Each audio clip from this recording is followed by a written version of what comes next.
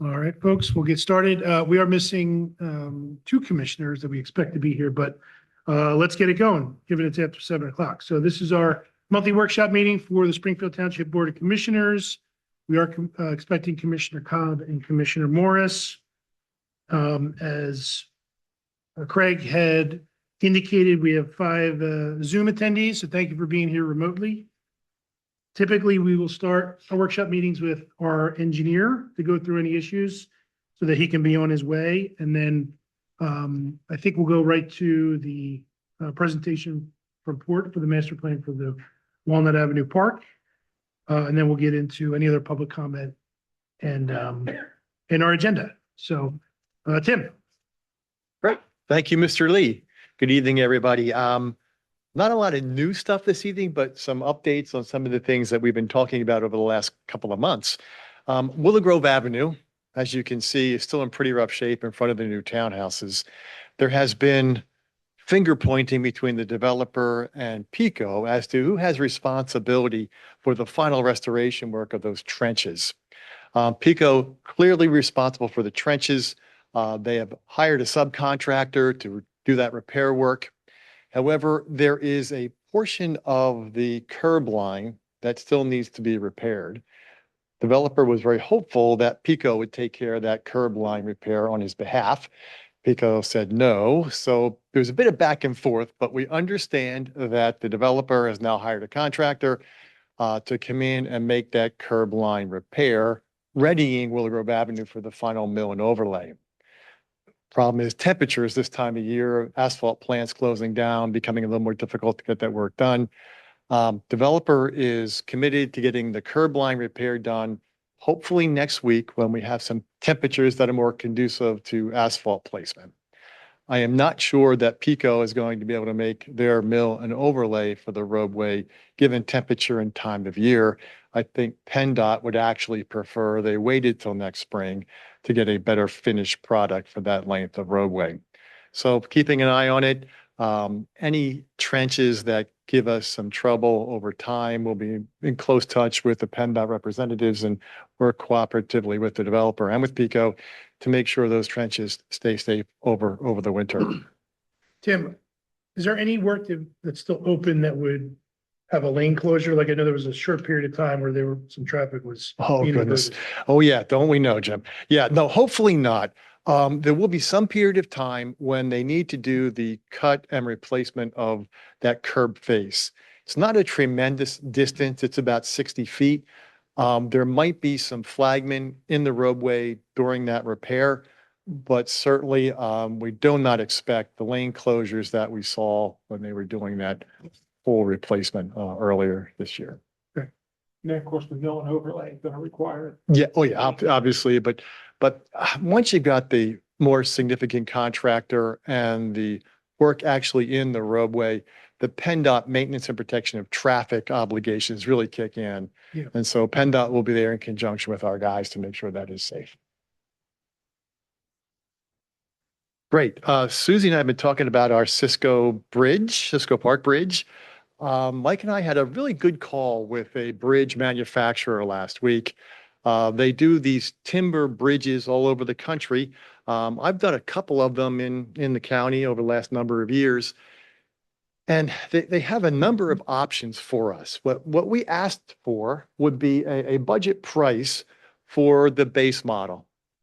We think we can widen the bridge, flatten the approaches, make that a much more ADA accessible approach, and make that a much better condition for everyone to enjoy.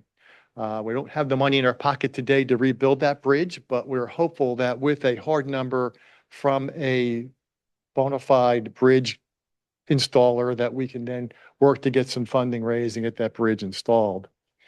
One of the things about this company is that they also do some pretty special bridges. They do a lot of golf course cart paths. They do cover bridges. They do all kinds of, enhancements to those bridge structures. So if we had some benefactor who wanted to really make this a special place, there are options for us out there for sure. But I think the first step is to get that bridge priced. We went over in pretty good detail the parameters that we were looking for, again, width, height, approaches, all those kinds of things. armed with that information, they can get us a good number together to base our planning upon. Probably not before the holiday, but shortly thereafter, we expect to have those numbers in. Also kind of following up, I'm going to stick around to hear a little bit more about the Walnut Avenue Park project. But recall we were talking about extending that walking trail that we have built along Walnut, trying to get into the Penn Manor walking trail that gets us to Upper Dublin and points north. Struggling with PennDOT. Last week, we got an email from somebody new at PennDOT who professes to have some ability to enter into an easement agreement with us. So they are very busy, but they suggested that a site walk would be in order, and we're trying to get that site walk scheduled as soon as possible. Recall that we have been dealing with SEPTA, also DEP, Army Corps. So all those folks we have had conversation with all seem to be pretty much on board with our plan, PennDOT being that last remaining holdout. Hopeful that we can get PennDOT to see the wisdom of allowing us to build that trail extension and that bridge and move us along. But so stay tuned, more coming on that topic. Barring any questions, that's what I have for this evening. But I am very interested in our Walnut Avenue Park project as well. I just have one question. On the St. Joseph's Fieldhouse construction. yeah, monumental project. Yes. I was looking at that, where they connected the sewer lines Yes, into the existing sewer lines. correct. And I guess my observation was it's very low down by the creek. I mean, that creek floods with some regularity. And there's clearly gonna, unless they put in a watertight. Well, you are very astute because as we went through that project with Bucks County Water and Sewer, we were tying into their sewer system adjacent to the Mount Project. That's one of their more significant interceptors. They did require a watertight frame cover for those low end manholes for sure. Yep. It's essential, or else you'll have so much inflow on a flooded creek. Yeah, and we all know that that is the nemesis of all sewer operators, is that I&I abatement for sure. Yes, Yeah. Okay, good. Thank you. great. Is there a reason PennDOT is slow to respond on the Walnut project? Yeah, because no one knows whose jurisdiction it falls under. We talked to a lot of the right-of-way people. Yeah, no. So as we first talked to our PennDOT representatives, they're thinking that we're building a trail along some road. And so they had us get involved with traffic people. Like, no, this is not a traffic trail. This is a trail through PennDOT owned real estate through the woods. And then, well, that's probably Bill's department. And then we talked to Bill. I'm like, no, that's not really Marty. That's Marty. So we got to talk to Marty. Then we talked to Marty, and Marty said, well, I don't think I can handle that. It's, and so we've been back and forth quite a bit. And we got to another person who said, yeah, if it's along the road, you need to do this, but no. Go all the way back and Start over again. No, we're on real estate here, away from. Yeah, exactly. And Tim, you may or may not know this, but remember Pico said they were gonna shut that program down? The rails to trails entirely, or they Well, stick it? Well, so certainly when we have built trails beneath transmission mains, many townships have done that over the years, Jonathan, but Pico is not really enjoying that anymore. There's a lot of liability, and they really have shut down the program under the transmission lines. I'm not as aware of other rails to trails that might have been an issue. Do you remember that, Mike, when like last year they shut that? They did, and they got a lot of pushback Right. on that, and that they kind of walked that back a little bit. So I was just wondering if, when they walked it back, 'cause I remember they walked it back, if they recommitted a personnel or a contact person. for I that. mean, honestly, if it was Pico, we would have a good contact, and I think we would have our easement by now. It's PennDOT. PennDOT. PennDOT is the issue. Yep. They don't know how to react in this particular situation. And so we've kind of made our way up the chain of command at PennDOT, getting a little higher and and trying to find the right individual to get a hold of. There is some environmental restrictions on that land. Recall that land was deeded to PennDOT as part of a 309 stormwater abatement project. So there are man-made created wetlands on that parcel. but not in the area that we're proposing to construct the trail. And so there is that, environmental covenant that scared people away as well and said, well, if it's a covenant, you can't build. Like, well, no, we're not building anywhere near the wetlands. So there's been a lot of confusion over who to talk to and who to get permissions from, but it feels like we're on a better path today than we've been in a while.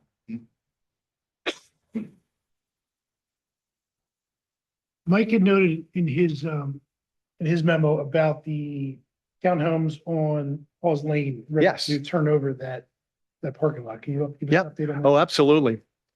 Good point, Jonathan. So yeah, the WB Homes building those townhouses was occupying much of the land that is to be township owned access to our open space. Just construction materials, trash dumpsters, vehicles for the contractors. And as they were getting ready to open that first unit for a sales sample, township staff asked if they would be able to clean that area up, make it available to the public. And they did. They cleaned that up pretty well. They've got parking available to the public to access our open space. The trail that goes in through the open space that connects to the school district property looks to be a springtime install as opposed to a winter time install. But that is certainly part of the plan and it is much cleaned up. Maybe as much for marketing those townhomes as anything else. So those first units that are available for sale are right adjacent to our parking lot and to our open space. And so it looks pretty good. They put down a lot of sod, some landscaping. The project looks pretty good over there at this point, for sure, Jim. Tim, When- Good. is the parking, clearly labeled yet or no? Yes, It is. It's striped. it's striped out and pretty clear. I'm not, Signage that indicates that it's available Yeah. for public parking. that's a good question, That but was the no. manager's report. Like, That's before what we get a we're sign doing. for it, we need to know what we're gonna call it. Okay. And we That's what I was use a little wondering. Thank you. Yeah. direction. Yeah. So I don't know if you were a member of the public, if, Mr. Ziegler were to drive over there, I'm not sure he would know that that's his parking spot. Yes. But certainly I think we can make that more clear as we go on, for sure. How close are they to UNOs and? Well, we gave them Already- UNO already for the sold, sample. I think one has been sold. Yep. before, maybe two. It appears there's people living in two. Oh, there's people already in there? Yeah, Okay. yes, Yeah. she was in there. Okay, great.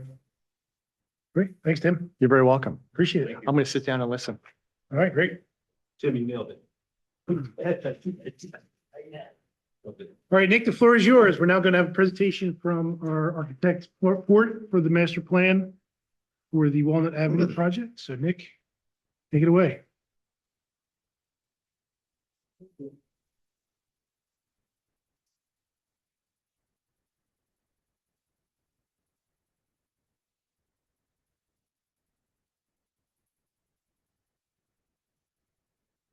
Nick, I do want to make a point that, and you could take the microphone off there. if Yeah, you no, wanna no, walk no. around, But I'll- make sure I'll stand up. it goes for all the public too. Any talking, get near a microphone because people do watch this remotely. If you're away from the microphone, it's hard to hear. And we also have a recording that we post. So we want everyone to be heard. Sounds good.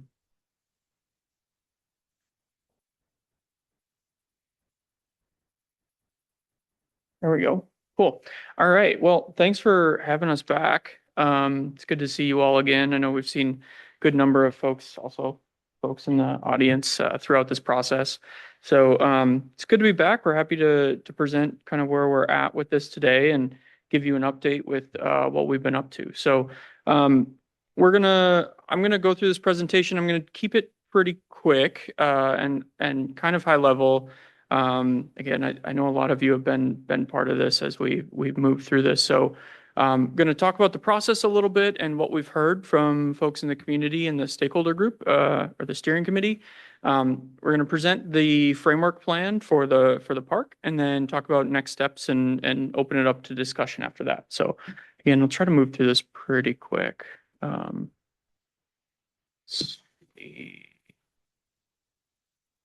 Okay, maybe I have to double click.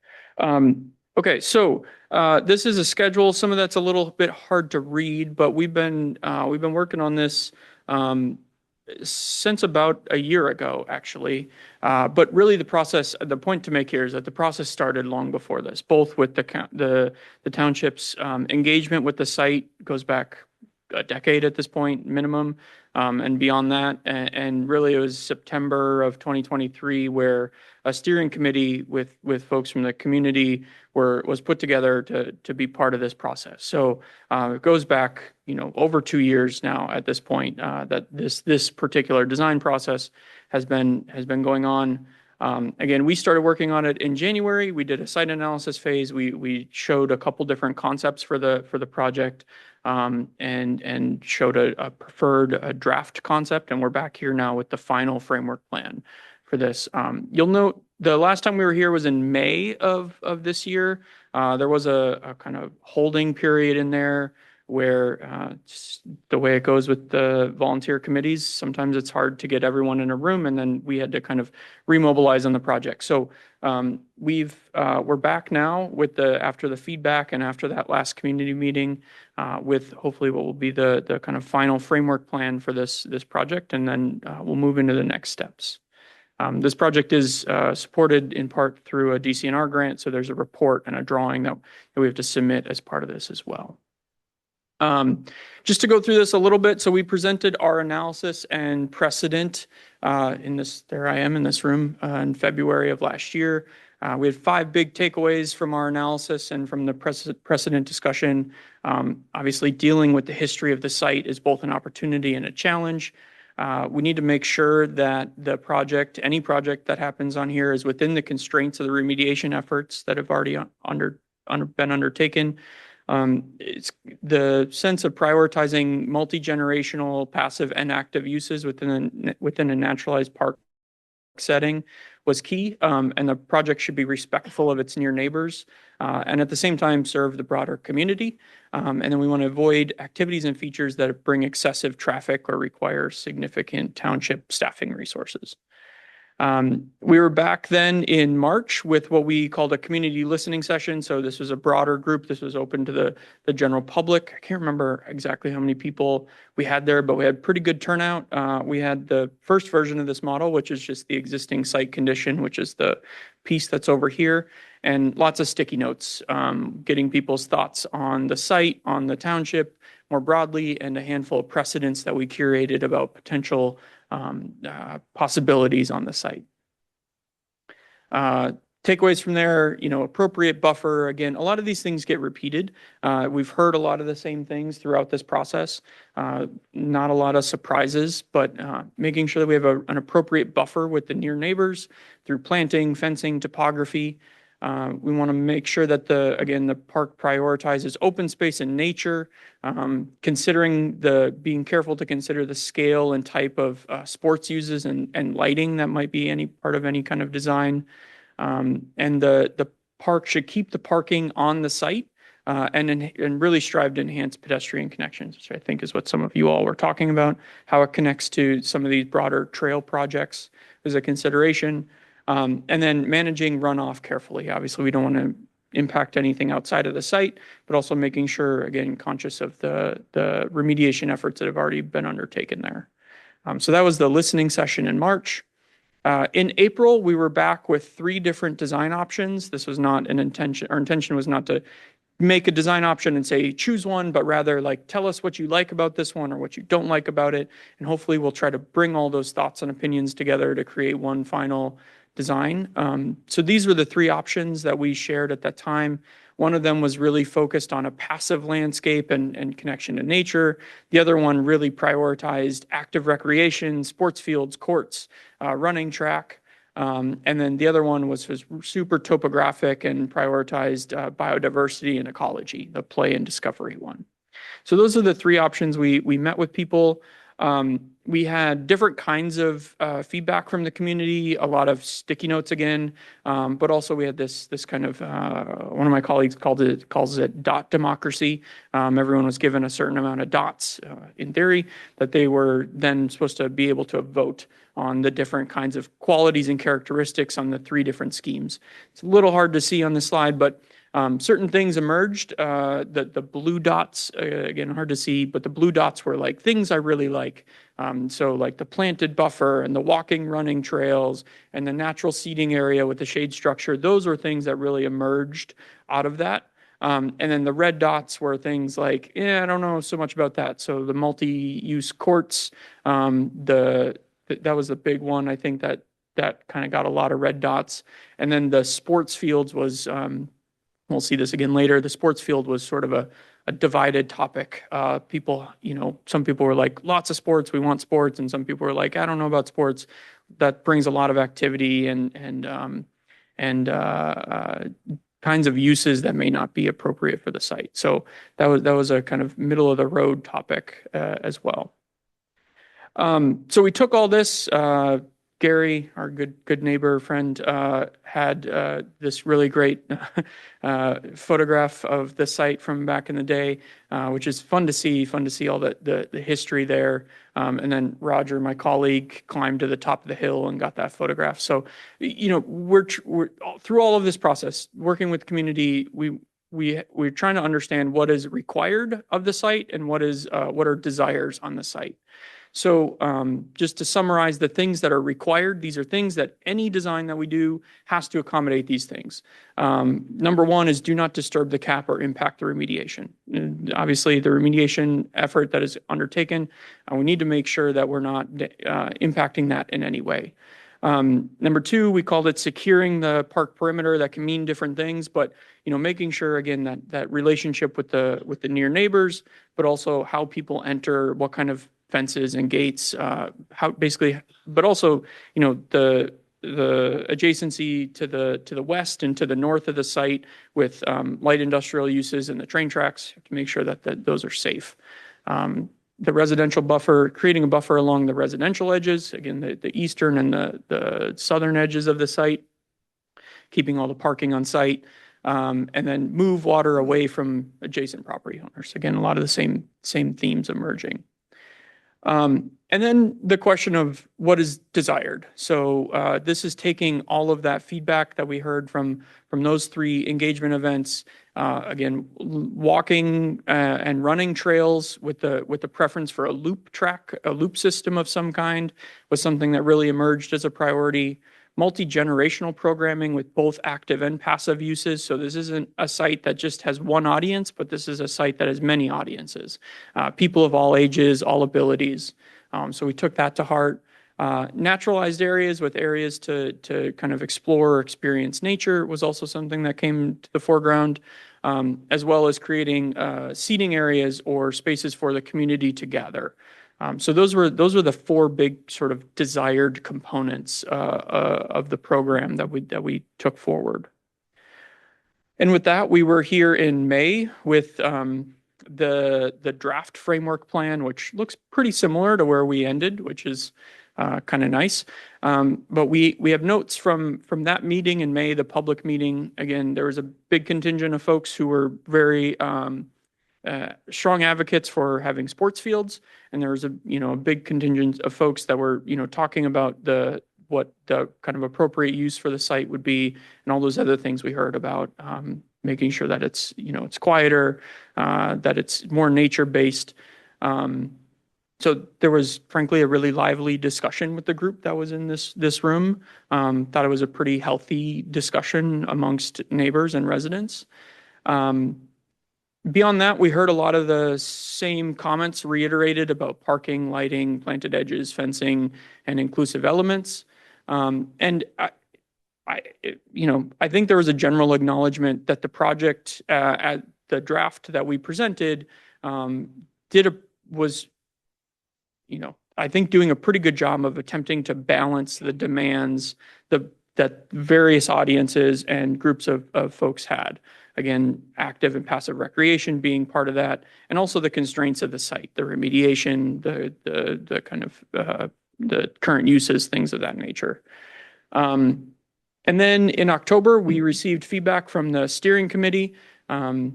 Some of this more specific, removing some of the courts, replacing with meadow, making sure that we have ADA and sensory elements as part of the play and the park generally. keeping parking close to the play area and specifically the ADA spaces, which is a great note, and reducing the dark forest feeling along the Orleman Avenue side, but keeping the planting. And then things that we were doing or we couldn't do. So we have these kind of benches, swing features built into this shade structure that we have on the site. Those were there. And then a little bit of constraints around where the restrooms are located, just in terms of how they can be serviced by the township. Restrooms just being kind of porta potties, porta johns, not full restroom facilities. So by the numbers, we had 3 community meetings. We had at least 12 meetings with the steering group, with the steering committee and the township staff. Something like 185 sticky notes that we documented, and something like 500 dots in our dot democracy exercise. So those are the numbers that we brought forward, as well as all the conversations that we had with folks to produce the kind of final framework plan that I'm going to talk about next. So I'll dive into that. I won't read all of this, but we did develop a vision statement. That's part of this. It's part of the earlier presentations, but a safe, publicly accessible natural asset for the township. Again, a multi-generational space, multiple audiences, nature-based learning, exploring, and reflecting. And really the site is an opportunity to bring the past, present, and future of the township together in kind of an exciting way. This is an overview, an axon view of the plan and the model that you see here. I'm going to walk through the logic of it a little bit, just so that everyone's clear. This is the site as it is today. You can see the big shed building there in the lower corner of it. There's big mounds that are out on site. That's clean fill that can be used on the site generally. And there's a stormwater basin at the north of the site near the railroad tracks. That is serving a function for partly of the remediation effort. The kind of agreement that's in place with the PADP, which I think is tentatively approved, the Act 2 agreement with the township is approved. Basically anything on this site starts with 2 feet of clean fill added over top of what is already there. So that's our point of departure. Beyond that, then we start shaping the topography a little bit. So, there's a loop track. We call it the butterfly loop because it kind of looks like a little butterfly in plan. But that we have some kind of ups and downs in the topography there, so that when you're strolling along, running along the perimeter track, it's sort of this up and down experience, all ADA accessible on all under 5% slopes, but just to give some variety to what that experience is like, including fences and entry signs in this as well. Still have a lot of perimeter planting, both some of it that has shade trees, some of it that has more of screening trees, especially to the north and to the west with the industrial site. But we did kind of clean up and replace some of the evergreen trees with more shade trees, given the comment about making the Orleman Avenue side feel a little bit less like a dark space. But lots of perimeter planting. Also, it creates an interesting center to the site. So here's a rendering of what that looks like. This is quite dark on the screen, but which isn't helping my argument about the fact that we made this less scary, but I promise it is. But this is a rendering of what that loop track might look like. On the left-hand side is actually the residences on Orleman Ave. So there's lots of screening there, and then it focuses all the attention to the center of the site. Outlining the center of the site is a loop track that is just about 1/3 of a mile. So it's a nice, go around it 3 times, you do a mile, nice walk, nice run while your kids are playing or kind of walking around. And then we have, I think, 23 parking spaces, 2 ADA spaces on the site, and then parallel parking spaces, kind of formalizing some of the parking there that's on Walnut. I think there's an ADA spot there as well. And then also thinking about improved crosswalk and trail connections, both along the back of the site, potentially tying into future trails along the back of the site, but also thinking about there's the existing trail along Walnut here, and just thinking about how people can go from that trail, improve crosswalks, and enter the site. So just a couple views of what that loop path looks like. It's a nice, generous walking path that has various kinds of programming and interesting planting along its edges for gathering. This is actually close to the entry along Walnut, so you get things like bike racks and benches there, and then these big, generous kind of meadow planting areas with shade trees, and then the big field in the center for use. And then thinking about the different kinds of programs that get integrated in this as well. So there's this community gathering space, which is really defined by a shade structure and the porch swings and some picnic tables. There's the playscape, the playground that incorporates a lot of the ADA and kind of accessible features as well as the topography.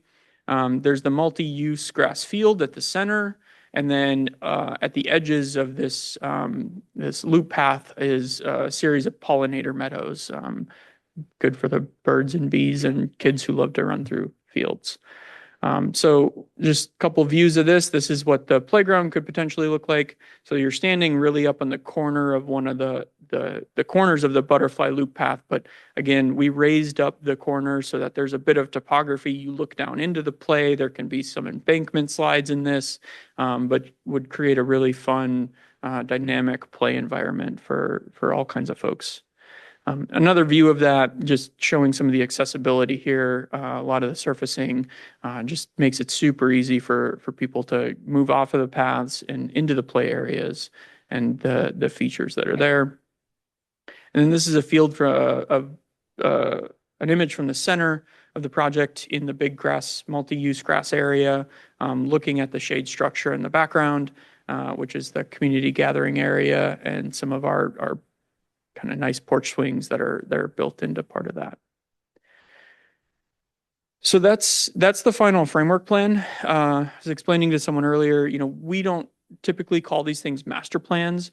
We don't see them as fixed documents, but rather as a framework for development, something that's flexible, something that can happen over time. You can do parts and pieces. It might get swapped. Certain bits of this might get swapped out for other kinds of programs in the future. That's the nature of public space in the United States. A lot of times things don't happen all at once and they don't happen in a fixed way. It takes flexibility. It takes multiple different kinds of funding sources and multiple different political administrations to make it happen typically. I expect that this would be similar. It's a process. Just to call this out again, this black line is the approximate extents of the cap, the remediation cap. So all of our intense development is off of that cap. We just have different kinds of planting and paved surfaces over top of that, which is an appropriate use over top of a contaminated area. Where, for example, the playground located down here, some of those things have footings and foundations, and it's away from where a lot of that remediation has taken place. So again, existing site, final proposed condition of the site there. And then just to walk through this again, thinking about this as a framework, and one of the questions we always get is, well, looks nice, what is it going to cost? We did have to develop an opinion of probable cost for this. Just want to walk through how this is structured a little bit. We have up here, we call these the above line numbers. These are the hard costs. These are just what it takes for the contractors to do stuff. Existing conditions and demolitions. This is a little bit higher than you might see on a park site because it does have to include removing the building, which has some minor contamination with it too, just in terms of the materials. And then there's a lot of soil stockpiled on the site, and that has to it's great. It's really great that it's there. It can get used in the making of this future site. But it still has to get moved around. And that's a lot of that is captured in the earthwork number, which is there's just a lot of earthwork for a site, more earthwork for this site than you would typically find on a field that you might just go and build a site park on. And then site improvements, walkways, playgrounds, features, structures, parking, this is kind of everything else outside of furnishing, which gets its own line item. And then we have our below line costs. So these are basically the hard costs, and then you add all the costs, like the 10% for general conditions mobilization. It's contractor number gets added to it's 10% of the hard costs. Again, overhead and profit, 10%, that's a pretty typical number. Design contingency for the schematic design, design development, and construction documents. We're holding 25%, which is it's a conservative number at this stage because this is a concept plan essentially. So there's still a lot of detail that would have to get worked out. But as you move through each one of these next phases, the SD, DD, CD phase, that number comes down. Where at the end of the project, when you're going to get it to bid, you might hold 3 to 5% in contingency for design contingency. But it's quite high right now. So again, that's a high number. And then escalation, we're holding 6% at the moment. And then there's the planning and design fees on top of that, which is 10% for those other 4 phases, SD through CA. So above line costs and below line costs. And then I'll just point out, we're going to get the total cost down here, and then I'll show you also the cost per square foot and cost per acre for this. So altogether, we're estimating this to come out at just under $5 million for this 8-acre site. 7.9 acres is what this site is. Again, I will point you to this number at the bottom, which is the cost per acre. For a very simple park projects that is basically just putting in grass or putting in meadow, you're typically looking around between $250,000 and $350,000 per acre to do a super simple project. Projects that have a lot more programming associated with them, normally around $1 million per acre. So like the playground, if we were to do this as an 8-acre playground, you'd expect at least $1 million per acre cost, if not more, for a project like that. So we're coming in at $620,000 per acre, which is kind of right in the middle, which is what I would expect for a project like this, where we have small areas of programming, the playground, the shade structure, things like that, and then big areas of, frankly, very cheap landscape, meadows that are just seeded and lawn that's just grass, right? So it kind of falls right there in between those two numbers, which is, good to see, I think. The last thing about that, thinking about phasing for a project like this, doesn't all have to be done at once with an asterisk. So phase 1A is the light green color on there, and that's really the whole site. And frankly, there are certain things that you have to do to make the site accessible for public use. You have to take down the buildings, you have to move around the dirt so that you don't have an unsafe big hill. And that is basically, what's included, what we've captured here in phase 1A is the demolition of the structure, the mass grading, which is just moving around all that dirt, some basic planting in those areas, and then the loop trail and the parking. So that gets you a kind of basic, accessible, functional public facility that is largely usable by the community. Phase 1B is really thinking about the north and the west edges of the site. And that is both increased planting, so you get a lot more of the trees and the evergreens and the screening to the screening of the railroad tracks and the commercial properties to the west, but also the shade structure, the kind of community hub bit of the project as well. So that is something that can be done at the same time as phase 1A if the money's there, or it's something that can happen at a later time. And then phase 2 is the playground, is essentially this lobe of the project. You could build it in phase 1A and just put in a big meadow.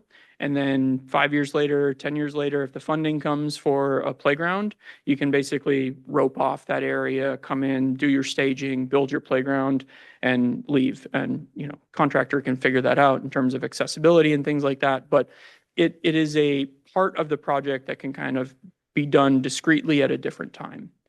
One quick note, you'll note these numbers were going to add up to a little bit more than the numbers I showed on the previous slide, but that's taking into account like in, phase 1A, you would put in a seeded meadow here, which is quite cheap. But then if you were to do that phase at a later time, you'd have to come in and take that out and put new landscape back in. But it does have some accommodation for things like that. So I'm going to mostly pause here. I probably went longer than I should have. But just looking at the schedule again, we're hoping, pending this discussion, to wrap this up shortly, hopefully before the end of the year, with the deliverables we need for the grant, which are a report, a plan drawing. And these really become the tools, not only to fill the grant, but that you all can use for the next step of this project, which is finding grant funding, putting it out for basically finding funding sources, frankly. But they become the documents that you can present to county officials, state officials, federal officials to advocate for that kind of funding. Just a couple slides from the report. It's like something like an 80-page document at the moment. So I will pause there. I'm sure you guys have questions. I went through that pretty quickly. So happy to answer any questions you might have. Great. Thank you, Nick. Anyone have any questions? Open it up to the board. I'm just curious, the shade structure, sorry. So the shade structure included in 1B, that the costs for that are not very expensive. It didn't seem, if they're incorporated in that overall cost of the trail and the. Yeah, I think we have it. It's quite large. It's basically, see if I can do this nicely. Like industrial steel? Yeah, the way that we had it, I'll see if I can go back and find that rendering. This is the precedent for this is actually a project in Spain. My boss likes Spanish public space, but it's a really cool, quite simple shade structure, which is really great. But yeah, it would just be a painted steel structure with then, I think I found it too. There it is. You remind me of see like when they did like the Highline reservation renovations in like New York or even in Philadelphia. Yeah. So that's what this is really, anyway, you get a sense of it there, but yeah, it kind of, the way we've designed it, it hugs the edge of the path there. It has the big, swings, accounted for in there. So it's quite simple, but I think could be quite effective for framing that edge. And then don't really get the sense of it, but just beyond here is picnic tables and a larger gathering space on the other side of the shade structure as well. And is the top of the shade structure slate? It looks slated. It's not solid. Correct. Yeah. We don't at the moment have a solid roof on it or anything. We have done, or I haven't done one, but I've seen them sometimes where they put like clear corrugated material over top of it, and that can work nicely too. Yeah. I know one of the things that's come up in shade tree conversations is the need for shade. Yeah. In our public spaces where there's often plenty of trees, but they're not all shade offering. Yeah. And especially in spaces where there's been playgrounds and picnic tables. Yep. And things like that, it can be a real deterrent for families to sit in the scorching sun, even though that's where the tables are. Yeah. So I think the placement of the tables is particularly important. Yep. Swings so that it's not too hot that people can't sit on them. Yeah, no, totally. That's a great point. There's a lot of things you can do with those slats too. If you angle them in just the right way, study how the sun's moving, you can produce more shade. Yeah. What it's worth, my recollection was it was a callback to the industrial nature of the site. That's right. Just from a design perspective. Yep. And at some point, a discussion of, could you even salvage any material? That's what they obviously can't because of remediation efforts. Yeah. But for those who are not necessarily all those committee meetings. Yeah. I didn't notice any site lighting. And I don't know if that was intentional or if it would be on the perimeter or the interior of the park, or if it would be any at all. Yeah, we don't have any. And that was part of the discussion with the steering committee and the community. They really don't want it to, especially athletic lighting for the fields. They definitely don't want, and I think most the parks here are dawn to dusk. So I think if there was any lighting, it would probably just be security lighting in the parking lot. But outside of that, site lighting is generally not present here. And that's directly just mostly feedback from the steering committee, from the community, the township folks that we interacted with.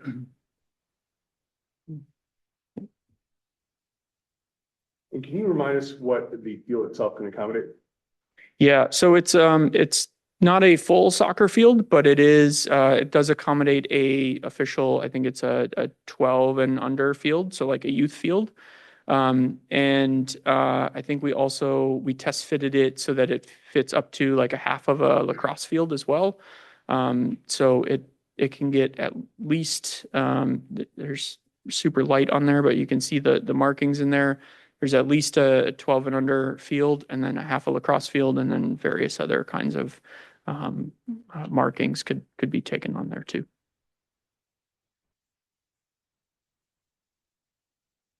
Yeah, my recollection there was it's a 77 field for terminology's sake, for whosoever. Yeah. soccer, Yeah, As opposed to a full. correct. We can open up comments, questions from the public as well, if you want to come up to the microphone. 6-foot perimeter fence. Come on up, Okay. come on up. Paul, we need you to come to the microphone because the people at home can't hear you. I can, yeah. I don't live right next to it, but I was just curious what kind of a 6-foot perimeter fence, because it's right next to the railroad tracks. You want to make sure that people don't go over. As you know, I have the rain garden behind me, 5 foot high. Kids are hopping that aluminum fence all the time, all the time. Yeah, it's a good question. We're holding, we've called out a 6-foot fence. I think a 6-foot privacy fence is what we've called out. So that there's a range of options that could be specified. That kind of specification normally comes later in the process there's more detail, but it could be as simple as a 6-foot chain link fence that also has the vinyl slats in it so that there's more privacy. It could be a 6-foot picket fence so that there's more visual transparency, but theirs are quite hard to hop as well. Or a kind of fence that we use in a lot of our projects is just a very simple anti-climb mesh fence. So it's a steel mesh grid fence that has a couple different, it's quite good. It's very cost effective. It doesn't provide the same kind of privacy as like a chain link fence that has the vinyl inserts in it, for example. But with all the planting around there, it should be dense enough to provide that visual privacy. But no razor wire, right? No. No. It is a park and we want it to be welcoming. Yeah, welcome to the park. Yeah. And now you just can't leave. Yeah. And this is sort of in the weeds a little bit, but we had that, try to be accurate, my thing here. I think we had that 6-foot privacy fence going basically up to this point and around the back and around the neighbor's side. And then I think it went around basically that part of the park.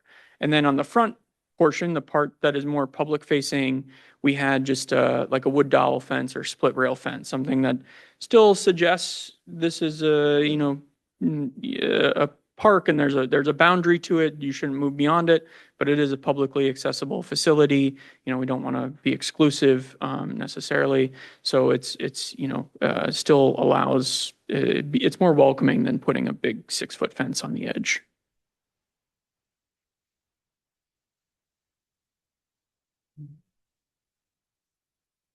Anyone else from the public? You want to mention detail that we did get our. Yeah, actual so approval? good news, Nick's aware. Right before Thanksgiving, we received word from the DEP that our Act 2 plan was finally approved. So there's really nothing holding us back at this point from moving forward with the development. We were hesitant to do anything on a large scale because we didn't know what we were going to be obligated to do as far as DEP below the existing cap, if anything at all. Good news is we don't have to do anything, and our plan was approved. So it's good news. The early Christmas present. Thanksgiving, correct.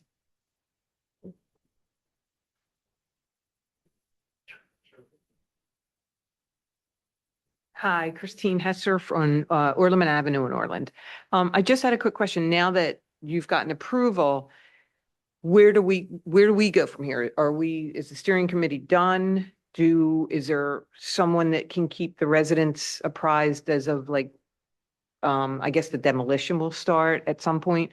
Cause I don't really want to come home with the hazmat, people out and I'm out in my backyard and, is there somebody that can keep us apprised? Let us know what's going on when they're gonna do the, Yeah, we have a project construction and all page that. on the website for this particular project that we actually updated today with this presentation, so that's on there now. And as we make decisions here, this board's gonna have to authorize any kind of bid for the abatement and demolition of the buildings. They're gonna have to authorize the advertisement of a bid for earthwork and those types of things. So all of that, is gonna be coming down the road. And it's all gonna be publicly advertised and the notice will go out there. As far as the steering committee goes, that's probably a discussion among the board. It was created for the purpose of putting together the framework plan. I use that right? We called it a master plan, lack of knowing what to call it, but framework plan, master plan. But that doesn't mean that there's not a place, as we go a little bit further into the details of designing, what actually gets built in phases. We have some funding secured, as you're aware, for some of this work. We don't have anywhere near close to the $4.9 million. So it's going to be a phased project. Right, but I think that the residents, especially those bordering the site, would like to keep updated, so that there's not like a 2x4 and right in the backyard pushing dirt and we come home from work and, we weren't told about it because we didn't check the site. So I think, open discussions would be great if you just have one person on the board talk to us or if we can have a committee that, we check in with you or whatever. So it's not all on you. I mean, if you want one of us to be, to check in with you guys and that would help. It would make us feel Yep, better. Absolutely. So we haven't really talked about the committee and whether it disbands or not. I don't think it needs to formally end because there is going to be an opportunity at some point down the road where some more design considerations are going to be discussed. And obviously we would like to be a part of that. Yeah, I don't think there's a need for it to formally end, but certainly if it's just a monthly update, hey, we're not meeting formally, but here's Mhm. the latest, or we need your input. I think naturally we'll do that. It'll naturally come up. I don't think anyone intends to keep you out of the loop and probably the opposite, want to be sure that you're engaged. Right.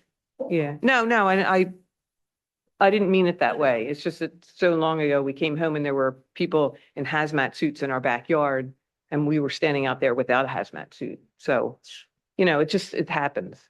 It's just, we would appreciate just being kept in the loop. When was that? So. That had to be the EPA. 20, when they did yeah, their- that was the EPA, 2012, 2009, I don't remember. Or no, maybe 2007, maybe? I don't know. It was a long time ago. Yeah. Yeah. But if we did anything, we would send letters to 100%. all surrounding neighbors well in advance. Oh, that would be We great. get Thank you, letters to the Jonathan. house. If I Yeah, put up notes along the poles around the site. yeah. But certainly I think every household around the site within a certain radius will Yeah. get a letter to their house. Thank well you. in advance. And we'd love for it to go fast enough that somebody would miss it, but it's more like molasses. We're fine with that. We're actually fine with that. Well, and I guess because you haven't, up until this point, really abutted apart, for just a reminder at Parks and Rec, to Jonathan's point, Mhm. whenever there's a large improvement, it's now been practiced to issue those letters within 500 feet. Yeah. 500 feet. And so Okay. obviously moving Great. dirt would certainly Mhm. qualify as a large improvement. Would happen even 10 years from now if someone had some Mhm. idea or something that would continue to happen. Good. That's good to know. Thank you. Yeah. Thank you very Great. much. And thank you for each and every one of you for Yep. dealing with this. We appreciate it.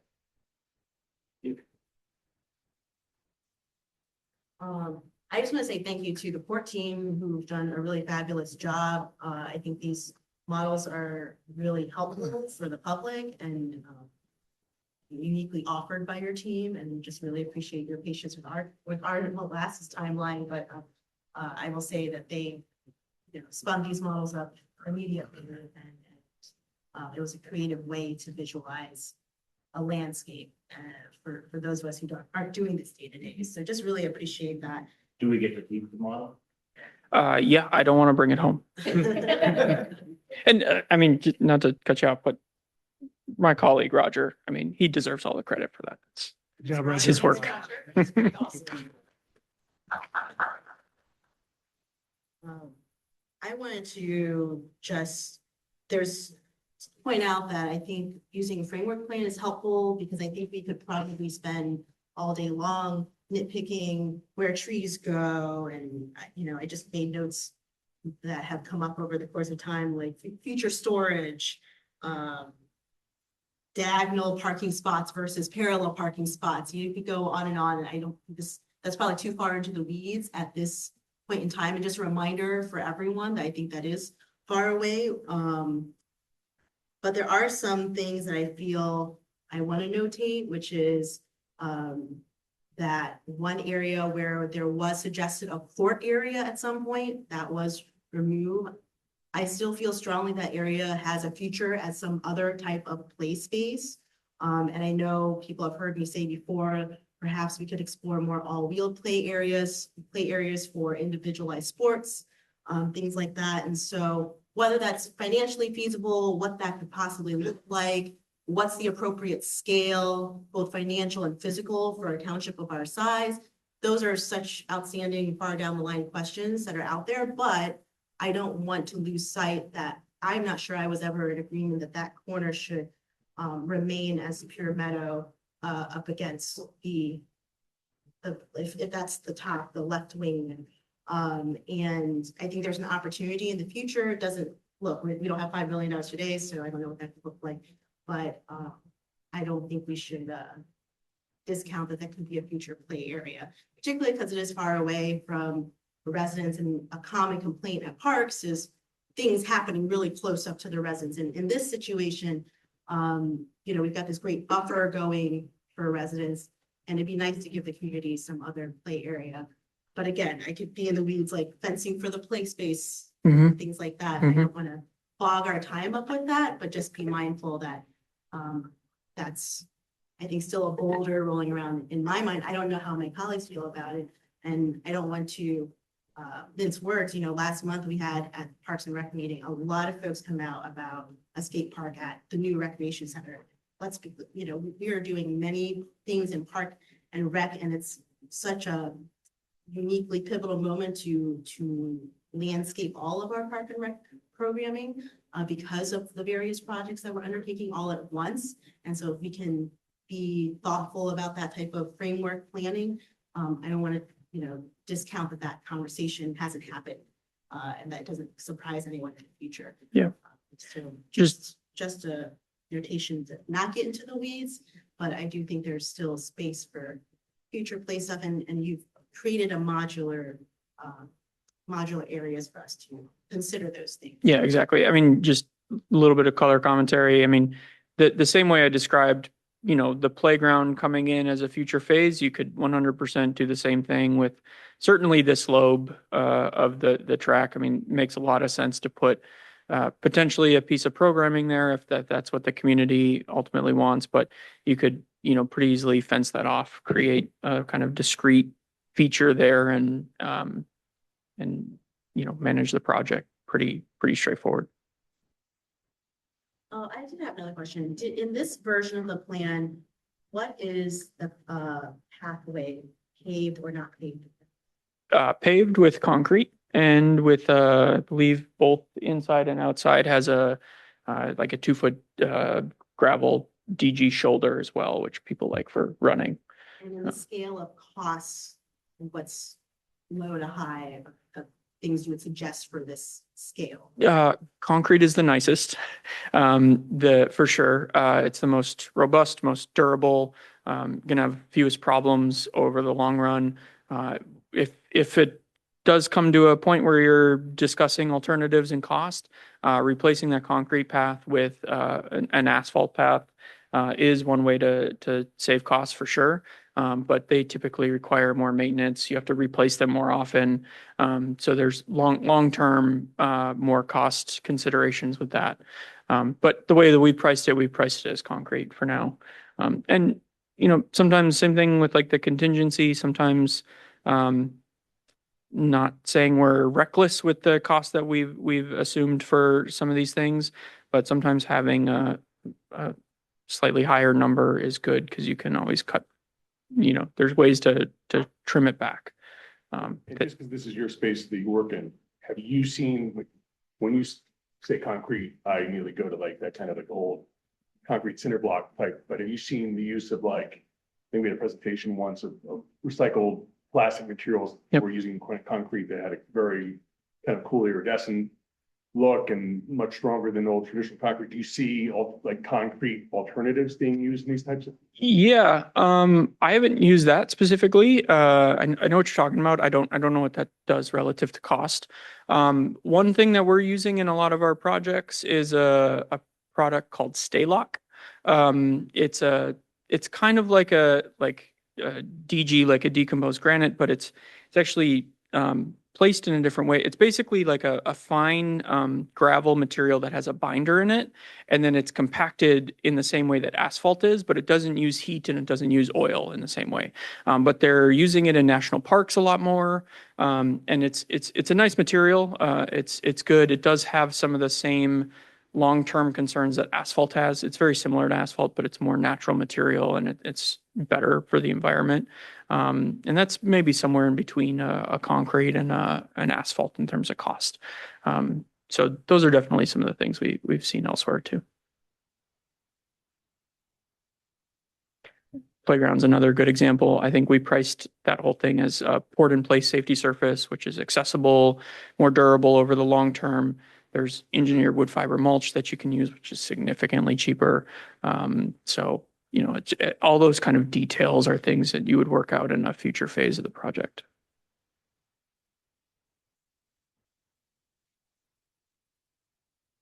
I would like to sort of reiterate what Susie said.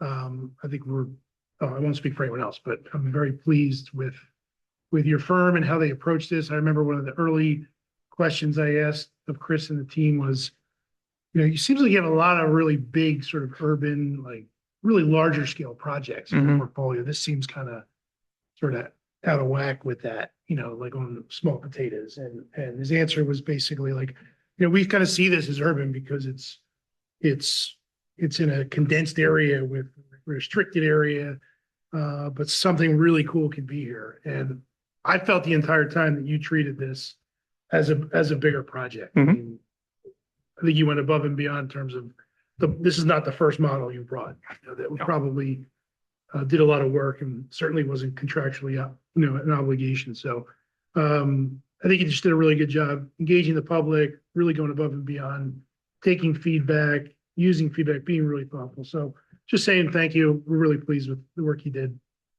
Appreciate that. I mean, that's a great group, the steering committee, the folks, people who've been involved, people came out, really engaged community, and it's fun. We like doing this stuff. I think that's a beautiful project. I would really love to see it get built. Would be great. Sorry, one more heavy hitter question, but Sure. I think it's something that the residents would like to understand, and I'm not going to answer it all right now. And that's the long-term effect of park projects on top of brownfield sites, essentially. And I'm sure that's a common refrain that you've heard.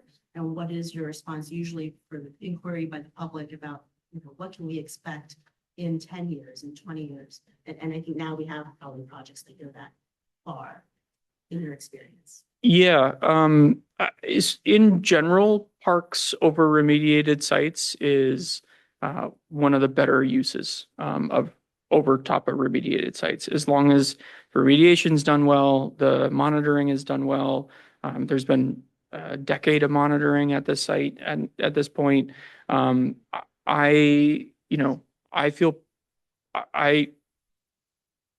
not a remediation expert, but the folks on our team are. They've looked at this plan. They don't have any real concerns with it. In terms of the long-term effects, I could look up some literature on that to try and see what we could find, but I would expect it to be pretty straightforward as long as the project is constructed correctly and in line with what the remediation plan and efforts outline as appropriate for the site. So I think as long as you're following that, generally, I can't imagine that there's serious long-term, concerns. No, no, I haven't, no. Well, my grandmother in her 40s lived near a remediated site. 50 years later, she was dead. So draw the dots. Or connect the dots. Draw the- I'll be so lucky. Thank you, sorry to. No, all good. Follow up, but I just. No. Late occurring thoughts. Yeah. finally come. Good question. I will pay $5 million to build this park. We all agree to end the meeting. Good luck to you. All right. Thank you. Thanks, y'all. Great, thank Appreciate you. it. Thank you, Roger. Thank you, Brian.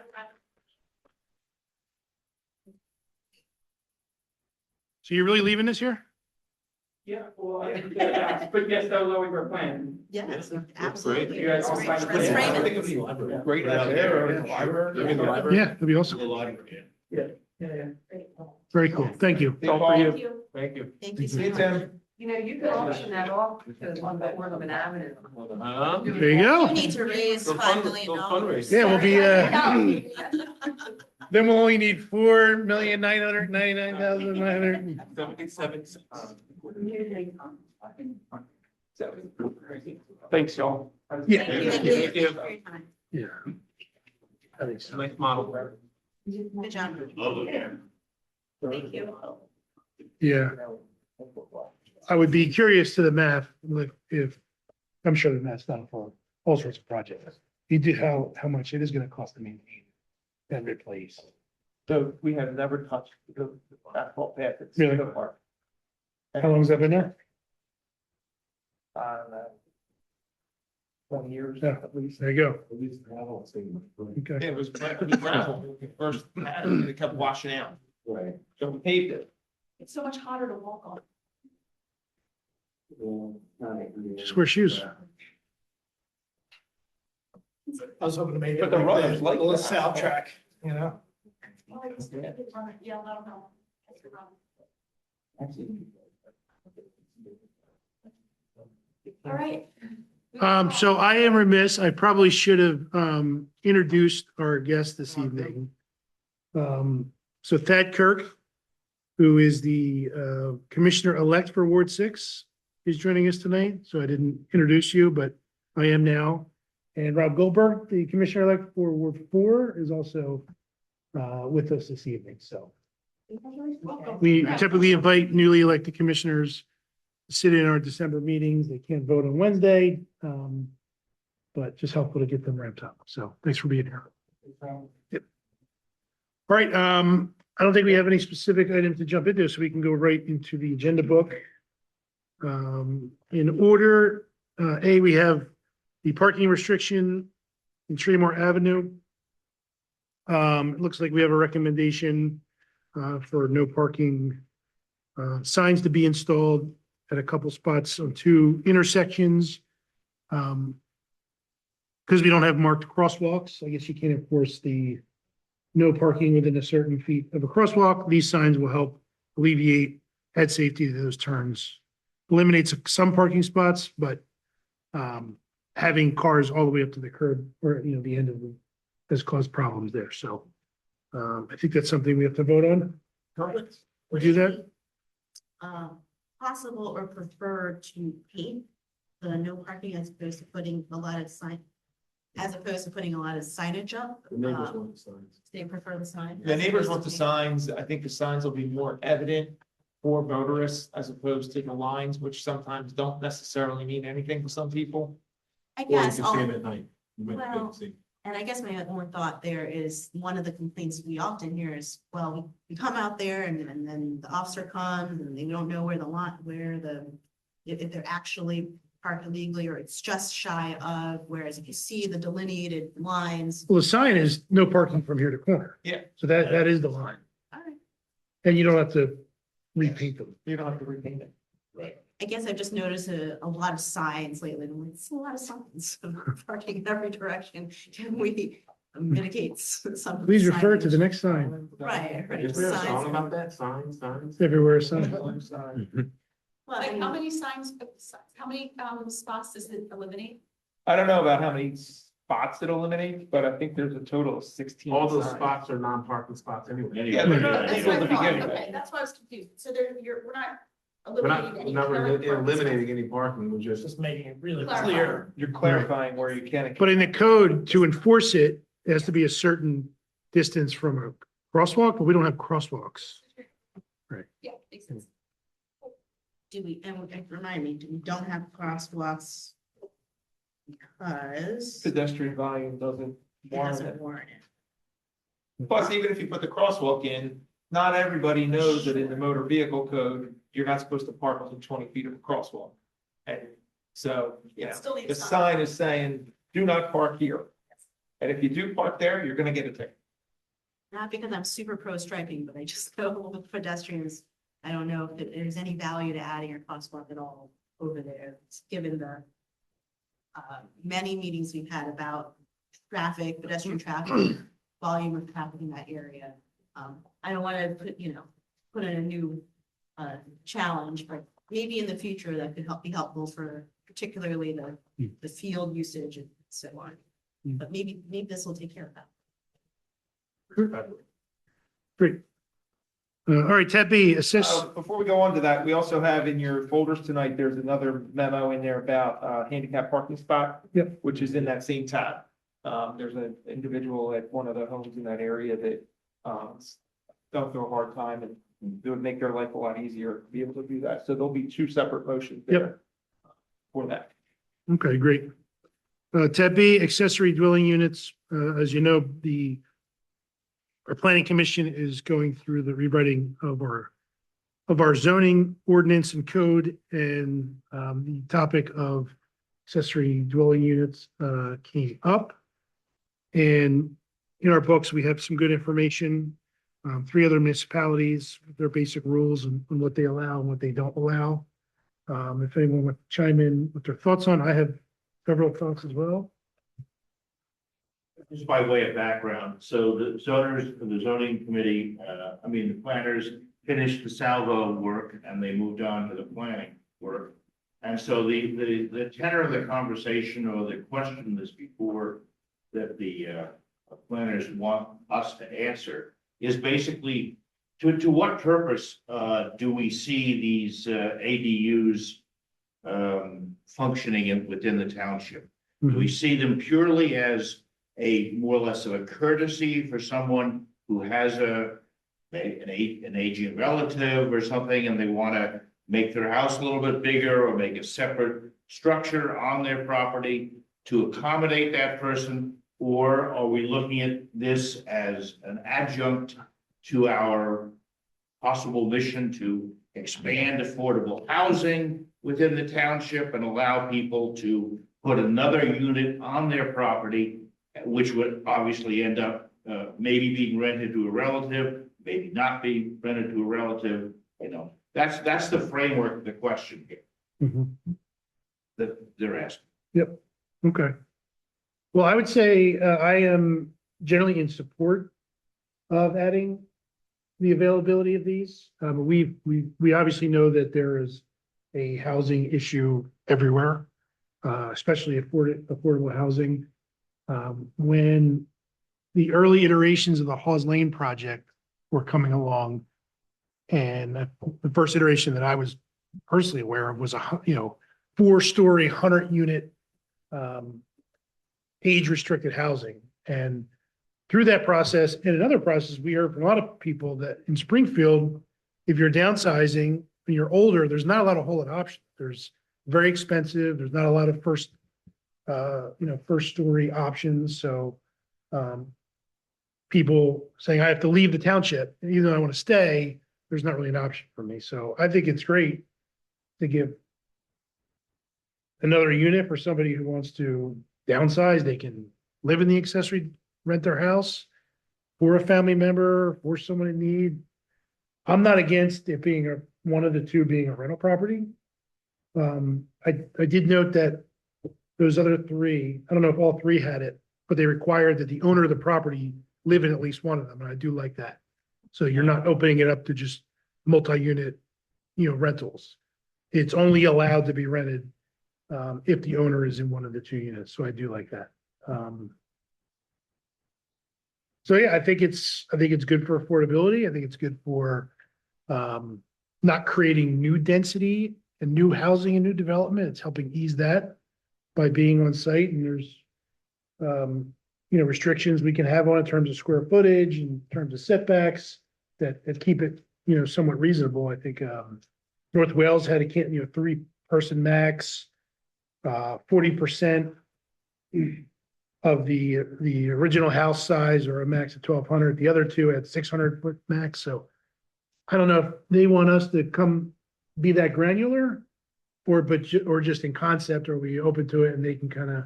I think they just want direction, basically. They want to know, what do we want the intent of the ordinance or the zoning to speak to? Do we Right. want to speak to just, the additional need for the family to accommodate member, either by expanding their current home or Mhm. building another structure? Or are we more interested along your discussion points that, we want to have some look to increase the overall housing stock of the township by allowing another dwelling on an existing property? Yeah. Yeah, I think there's 3 trends that I think we should be aware of when we think about this challenge, but the one you brought, Jim. So the sense of multi-generational families living together in one home, and how that will probably be more of a norm moving forward as, children try to buy their parents' house, or, I think multi-generational families living in one location are probably be more the norm moving forward. Mhm. 2, a continuation of the sort of work from home, the idea of people having an office space on their property or in their backyard, or, that will continue to, I think, entrench itself. But then on the other side, this idea of, Airbnbs or short-term rentals, a weekend rental, even as people, I think, income needs are going to be higher and higher moving forward.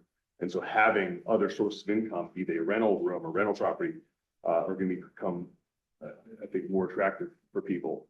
The one thing I will say about zoning decisions, and not to suggest that everyone that comes before the zoning board isn't necessarily speaking the truth, but oftentimes the intentions that are shared with the board about their project or their intentions are not always the reality. And unfortunately, when we place a variance, even if it's deed restricted, or it's, for all intents and purposes, that property can be existing moving forward, Mhm. whether or not that family member is living there or not. Right. And so, I think some sort of thoughtful consideration, and I don't know if there's an opportunity to generate revenue from allowing these properties either through a separate tax or through a separate, I don't know. But that would be a consideration. Yeah. On your last point, John, I think one of them had a fee. I think it was North Wales had an annual fee specific for these, but they may also have a apartment registration as is anyway, so that process may already be in place, whereas we don't have that. We don't have rental registrations like other bigger municipalities do. And I'm not suggesting that we should have one, but to your point, given this is a special topic, maybe there is an annual fee, for that.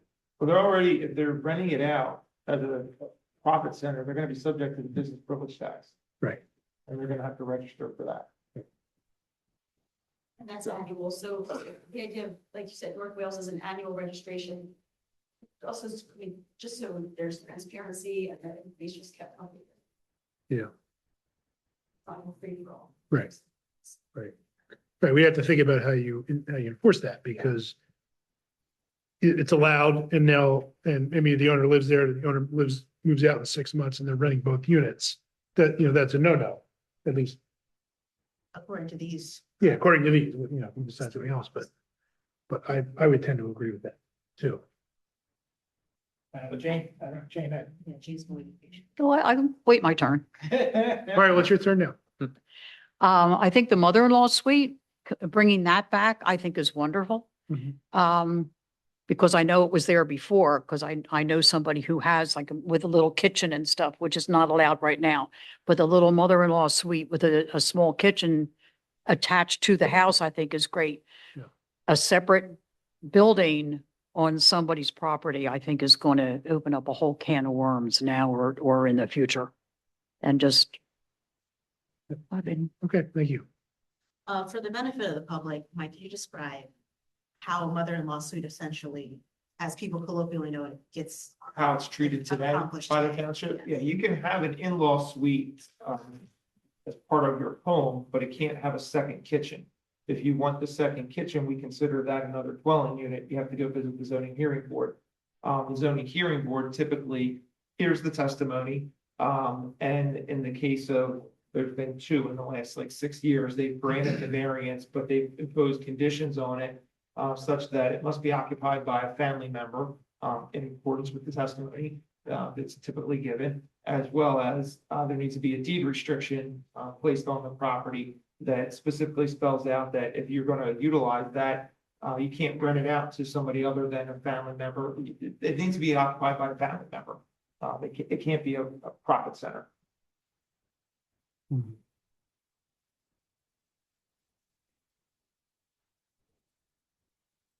The only thing I'll mention, like if you go down this path, is you probably should talk to all of the utility providers to make sure that, the existing infrastructure can support this. Because this could become wildly popular and change it could change the character of all the neighborhoods if you start putting a second unit in at every home. Particularly in the areas where there's room to do it.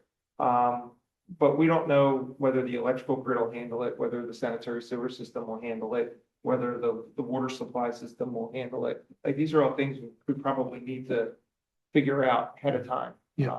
Sure. There's also going to be, with all due respect to what the county suggests, there's not going to be a parking need. My mom's 77 years old. She lives by herself. She's got a car, right? Like, we're a suburban community. There's going to be a need for a car.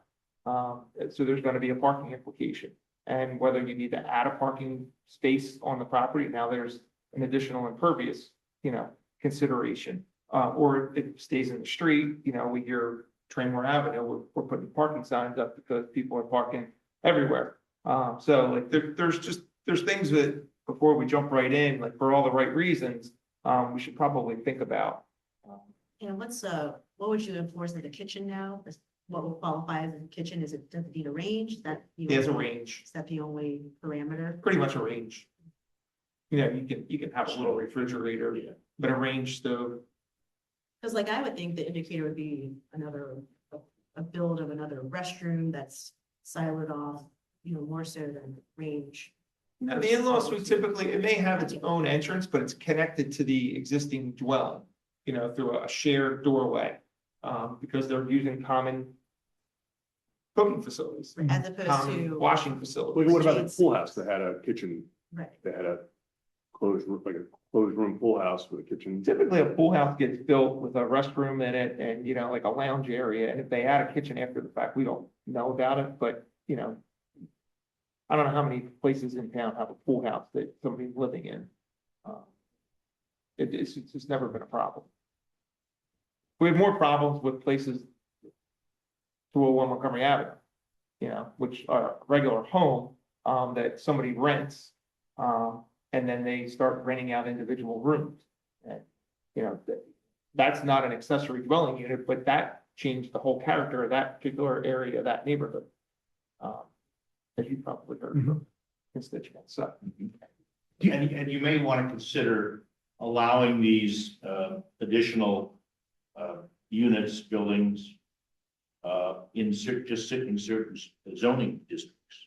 Not in every zoning district, but maybe in the A zoning district.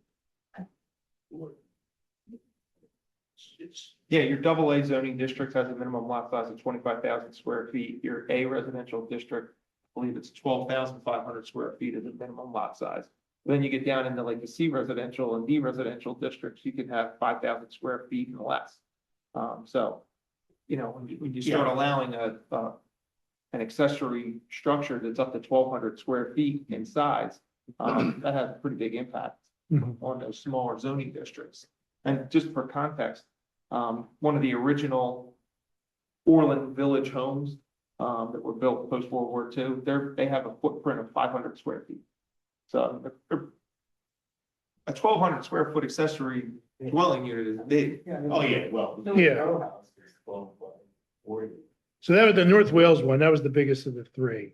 yeah, that's huge. Narberth, I think, was 600, and I think Douglas was 800.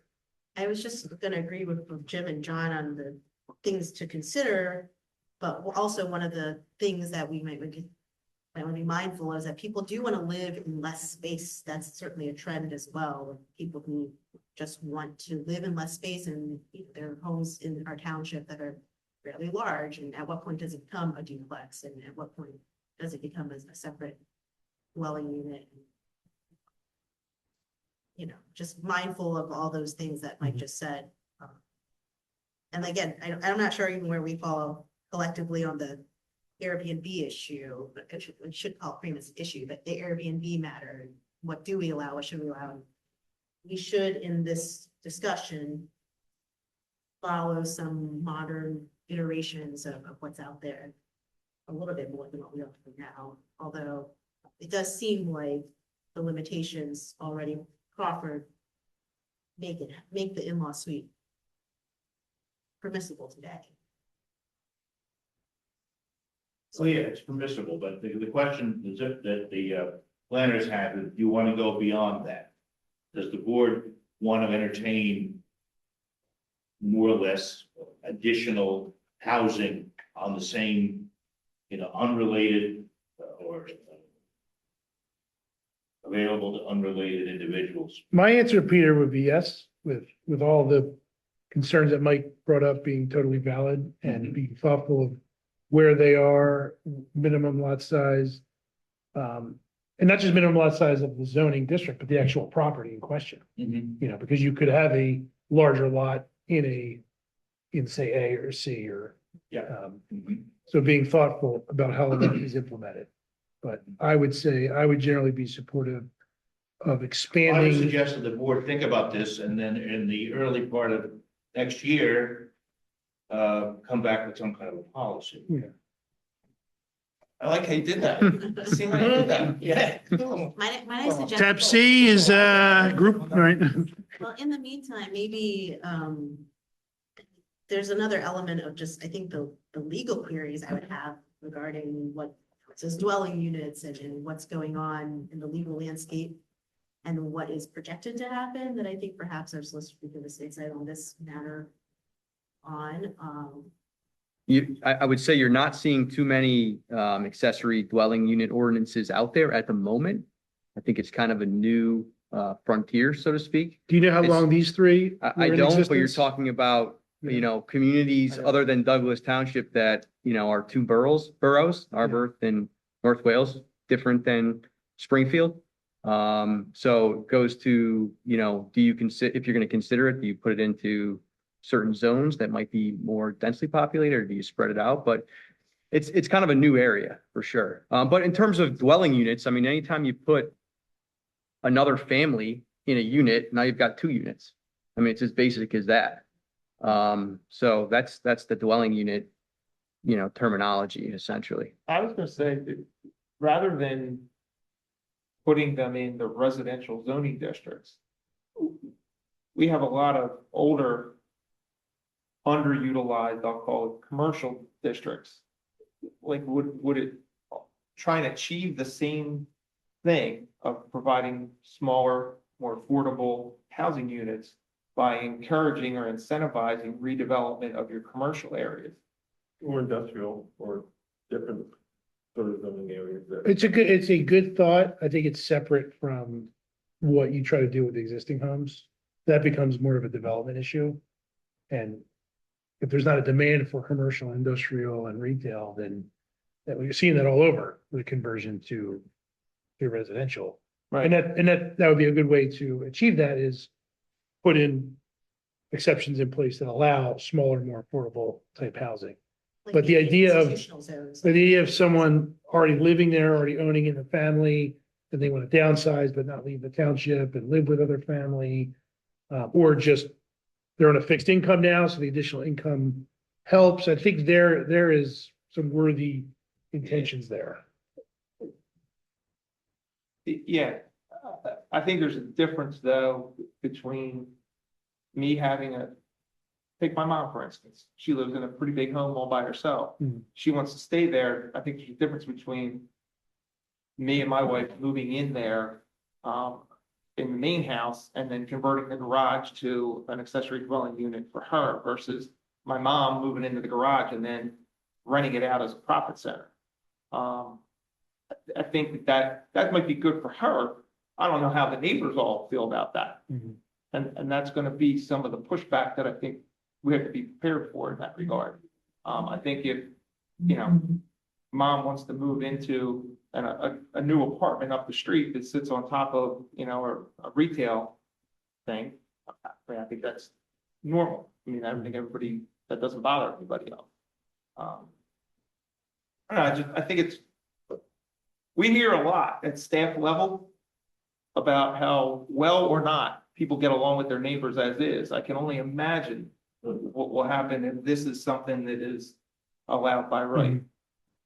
Well, I'm Yeah. curious too about, like, I mean, we're making assumptions or we're guessing about residents' needs. If there's a way to capture some of that information from residents who might be listening, who want to offer, reach out to your commissioner, let them know what you think about it. I mean, I think, people brought up good points, Jonathan brought up, like points around multi-generational dwelling use and the increased need for income for some folks, increased need for office space on their property. So, that makes sense to me as a listener. And then I'm thinking, okay, well, what do people who are in our neighborhoods want to need? Because I think some of the neighbor stuff gets a little tricky.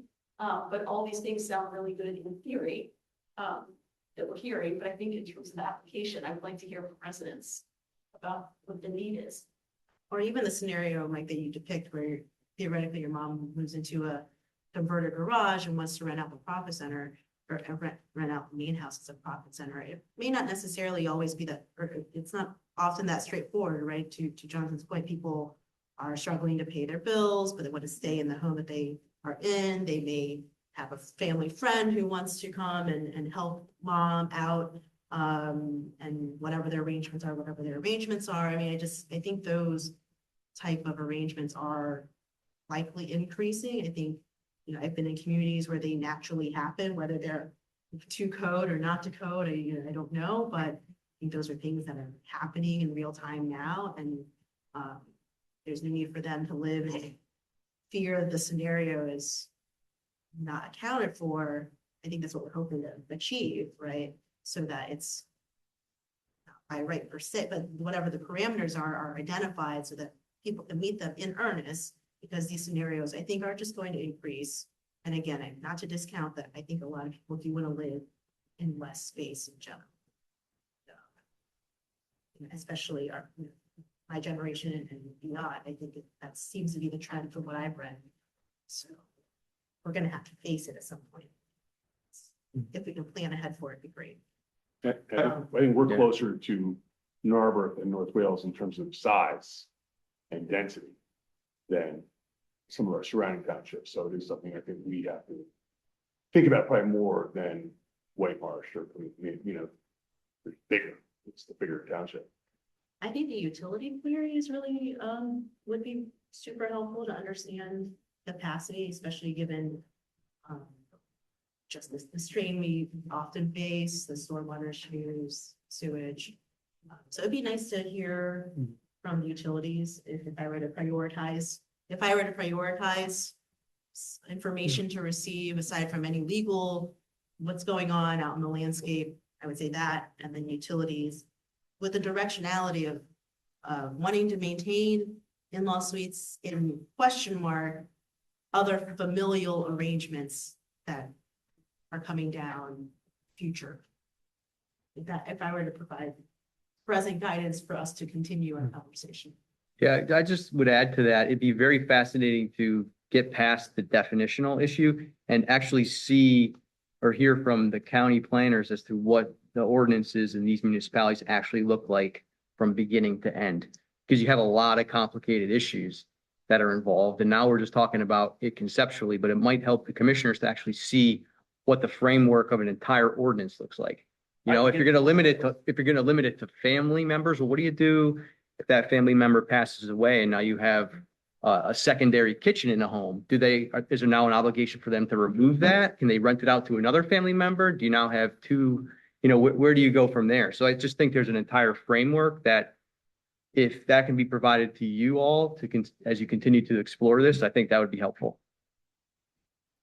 And I think this speaks to what John was saying earlier, that zoning wise, what happens after you've left this room, right? Like that this has worked so far, but in reality, you wouldn't be able to flag that unless someone just flagged it and told us. And we want to be sure that people can anticipate what to expect and not have to basically play hide the ball at any point in time. Just be straightforward about it. So echoing the statement.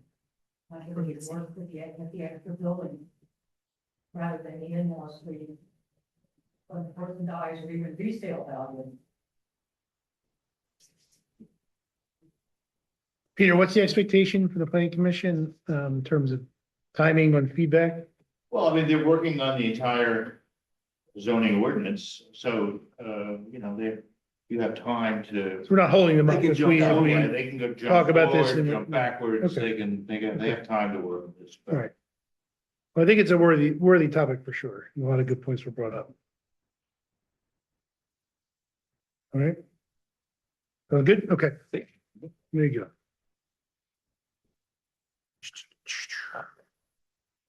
go. Tab C, group homes.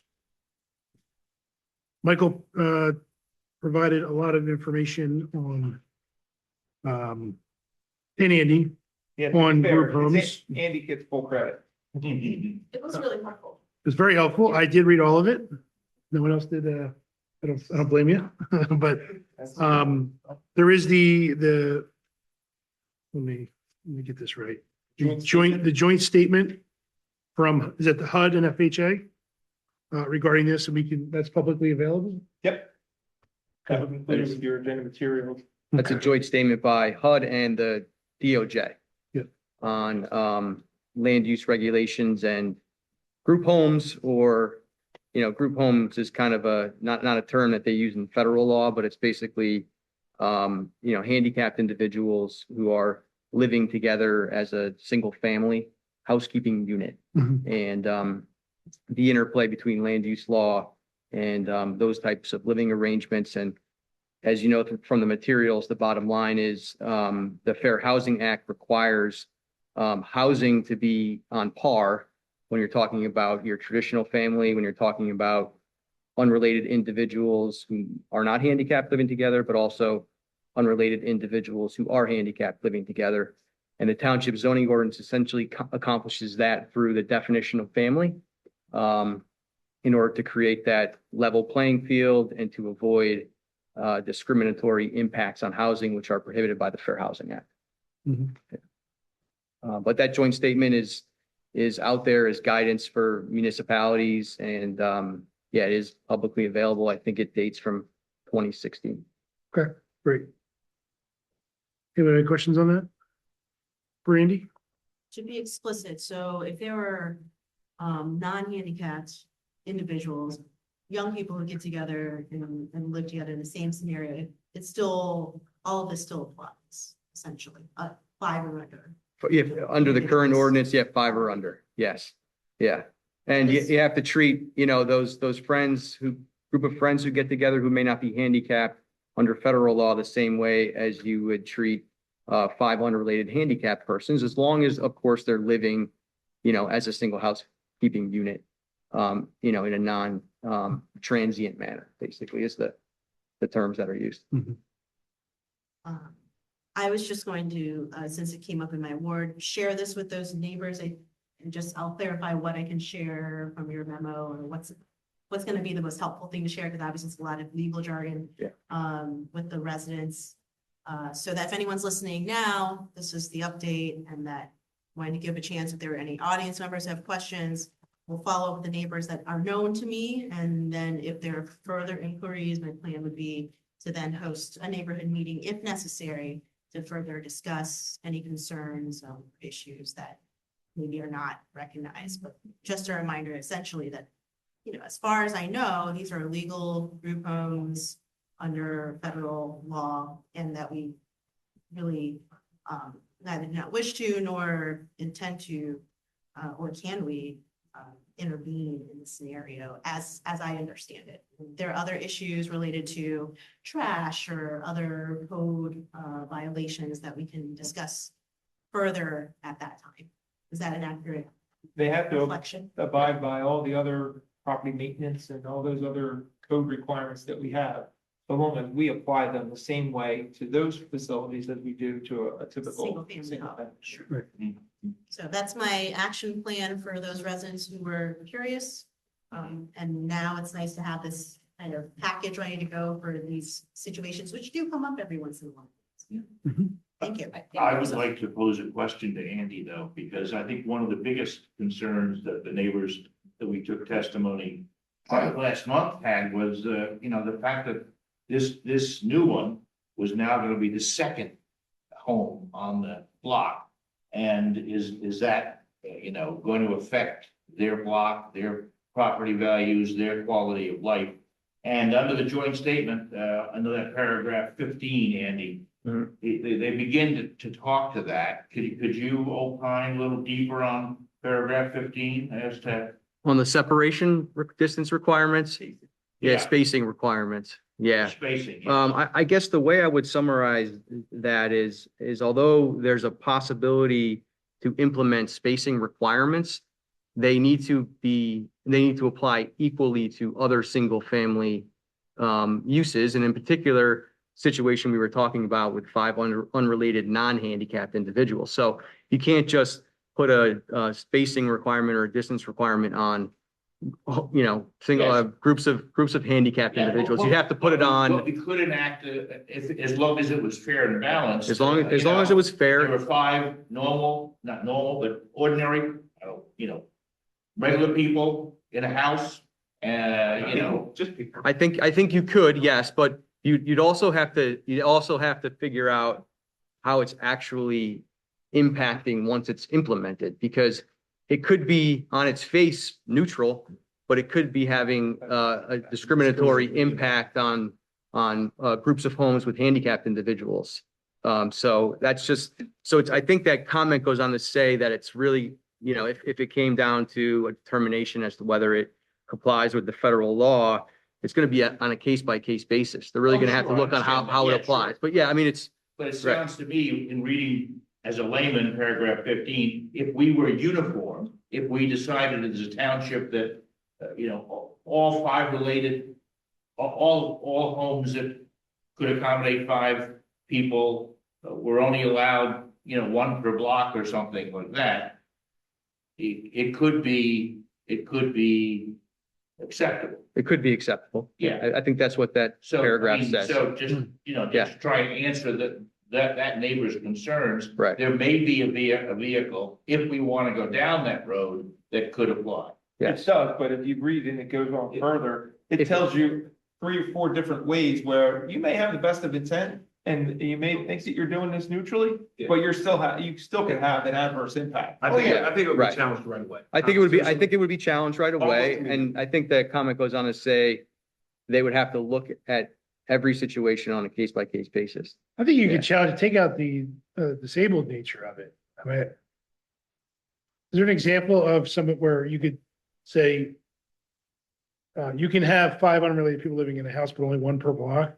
So I do it, but my neighbor 8 houses down decides to do it. Nope, there's already 1 here. You can't do it. I can't imagine that holds water. That person's gonna have a hard. I think it gets challenged right Yeah, away. but I do think one of the challenges that exist in today's market is you have private equity buying homes, you have, huge corporations buying homes. And if they identify a probability of having, these type of thing, and they can consolidate them, it can become, all of a sudden you've got a commercial area and a residential area. So I think it's something we should consider, because it's a very different residential market today.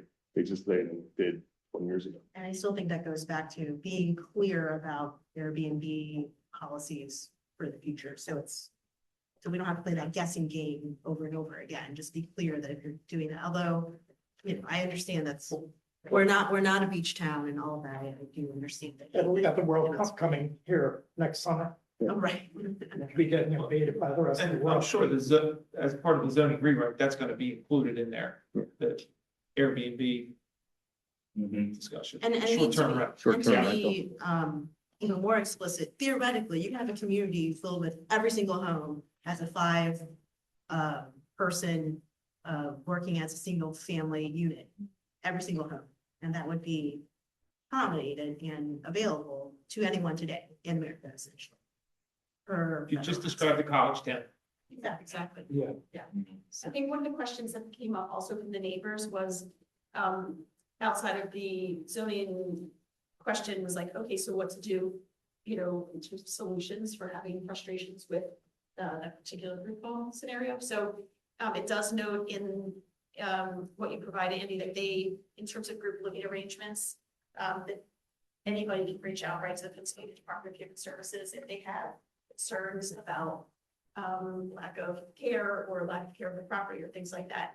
And then also in terms of their responsibility to, like that the township code provisions are applicable to them, of course, as you noted. So, residents can contact the township if they have concerns. They can respectfully talk to the neighbors and find out who is the person who's in charge of maintenance of the home. So if there's caretakers who are in and out, maybe just a conversation that a commissioner could be a liaison for, to have a conversation with the person who's the identified supervisor in the house, I think is a good place to start.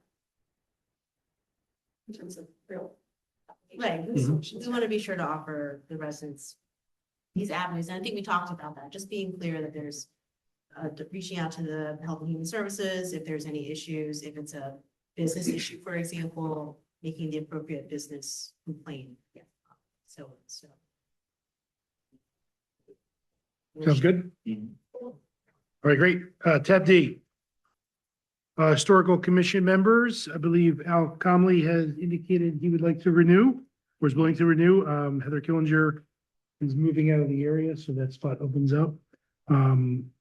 Peter, any word from Baird if he would move from alternate? Yeah, I could talk to him. Okay, we'll do that. I can't imagine he wouldn't be interested, but. Okay, and then we'd have a vacancy for an alternate member. Correct. Okay. All right, very good. Manager report. Right. Make- We'll go through it. Manager Quirk. All right, awards dinner, December 16th. I think everybody's responded to at this point. So we'll get there. First responders appreciation night was great. Thank you, Beth, for helping to serve. Everybody who was there to help serve. I think you were a cleanup crew. Business privilege tax. So Lincoln National Life Insurance is located in Radnor Township. Radnor conducted a business privilege tax audit of Lincoln, and a tax delinquency was identified. They assessed them penalty and interest along with the delinquency. Lincoln challenged that and filed a taxpayer appeal with the Board of Commissioners. The board, surprise, ruled in favor of the township. They then exercised their right of an appeal to the Common Pleas Court. The township won at the Common Pleas Court level, but Radnor is expected to appeal to Commonwealth Court if they have not already done so. And once they go to Commonwealth Court, they can argue everything that they argued at the lower court level, whether the lower court ruled on it or not. One of those issues is, can a municipality impose interest on a tax delinquency? If we can't do that, there's really no incentive to pay timely. So the Taxpayers Association, or the Tax Collectors Association is filing a series of briefs to support the Radnor case, or Radnor's position. And they wanted to know if we wanted to add our name to it, since we have the business privilege tax. No cost to you. We're not a member of the association, Tax Collectors Association, but our tax collector is. And they just kind of are reaching out to find if we want to be put on there. So if you're okay with it, I'll tell them yes. Seems reasonable. I wouldn't see. I'm okay with it. There you go. We'll be okay with that. Pico, Ian and Jimmy and I recently met with Pico and their contractor utility line services to go over their natural gas main replacements. They have two significant projects, one on Patton Road, which will run from Cheltenham Avenue to just past Old Drive. And then another one in the Erdenheim section, that'll involve Chesney Lane, Downs Road, Glendalough Road, and Heatherwood Road. Those two projects we're gonna add to our highway resurfacing program next year and take a fee in lieu of the restoration so that we don't have a street go straight down the side. Okay. Do we have any idea when they might start these? We're gonna ask them to get started, first quarter of Okay. 2020. Both projects? Yes, so that we can, I think Erdenheim will go first and then Patton will go next. But natural gas is much quicker than water, because they don't have a water needed. I thought about that in a long time. Just starting the first one. Yes. And their residents will all get a notice. Yeah. They always do. Rec Center, we finally got a contract from Boyle Construction for, their, construction management services. Andy's office got that on Friday, I guess, Friday afternoon, we got that, so he's in the process of reviewing that. Once we get them on board, we'll get rocking and rolling on the design development for the rec center. Walnut Avenue. We need a lot of money for projects, Mike. What's that? We need a lot of money for And now we projects. do. Maybe we could have some accessory dwelling units in your office? My office, sure, yeah. Sure. Walnut Avenue, we heard our presentation tonight. Yeah. One thing there, BL Companies, which has been helping us through this, wanted to know if there was any interest in keeping them on as a consultant. I don't think we have to really act on that right away. But they definitely know the historical knowledge of the site, so there might be some merit to that at some point down the road. The Little Leagues are getting ready for the upcoming season. They have some minor improvements that they're gonna perform at Beischer Field and Veterans Park. The improvements at Beischer Field are probably a little bit more extensive than at Veterans. They're gonna replace the dugouts at the one field, I'll call it closest to Walgreens. They're gonna put up some safety fencing there. The dugouts are, right now, they're like the traditional wooden, kind of dilapidated looking things. They're gonna put up the nicer, newer, cantilevered, metal ones that the school district put up down at the fields down at Paper Mill and Church. And then over at Veterans Park, you probably heard them talk about a drainage issue, in the area behind the one, backstop closest to Winmore Drive. They're gonna put in some under drains, in there using a local contractor. Tim reported on the town of Pennybrook. You have any thoughts on a name? You wanna? Harston Woods. That's what we've kind of been referring to it as, Harston Woods. I think it's fine. Wilson Woods? Steve Wilson Woods. We actually have a naming Mr. policy. We do, if you want to at name it Parks and after Rec, somebody. Right, if we wanted to name it after someone, and the committee did spend some time vetting that sign. We can ask them what they signage think and about How nice I is think this it's worth- Harston fella? It's worth asking the committee, just because they did spend some time on that. I think the only alternative is if there was someone who wanted to dedicate the park, and I don't know what spend. Underwriting. Yeah, I was gonna say, I don't know what spend there really is. I'm not sure we've ever gotten that far, I'm not sure we've had that many benefactors looking to dedicate a park, but I mean, it has happened, so. That could be discussed at committee and then for that. Where was the benefactor when we bought it? Right, Could wherever use that that. benefactor is. But I think it's at least fair All because. right, well, we'll ask. There's a Pop-Tarts bowl. Does do commissioners want to follow Harston Woods? Well, we'll just pose it the same way I posed it to you. To date, we've been calling it Harston Woods. What do you guys think about it? Pension colas. So anybody who retires with 25 years of service is entitled to a cost of living adjustment on an annual basis. It's calculated so that it's payable in January of each year, and it's based upon the CPI as measured from October to October of the previous year. one of the, I guess, casualties of the federal government shutdown, the longest one in history, is that there was no October CPI. So our pension actuary brought it to my attention and said, how do you want me to calculate this? I said, well, why don't you find out what all your fellow actuaries are doing? Because I don't want to be alone on an island here. Ideal thing would be for the Auditor General to give us guidance in this regard, because the police pension plan, which is mandated by Act 600, tells you when you have to do it, which is October to October, and all our other plans follow that. So you would think that they would give guidance to municipalities, but they won't give the guidance. So I bring it up to you. We're going to use a 11-month. We're going to use the October of 24 to September of 25 to calculate this year's COLA, and then we'll catch up next year. We'll go September of 25 to October of 26 to pick up that additional So month. just averaging 11 versus 12. Yeah, exactly. Why wouldn't you have it just follow like Social Security? Because the Act 600 says October to October. And then we just follow suit with the other. Then it's all by ordinance.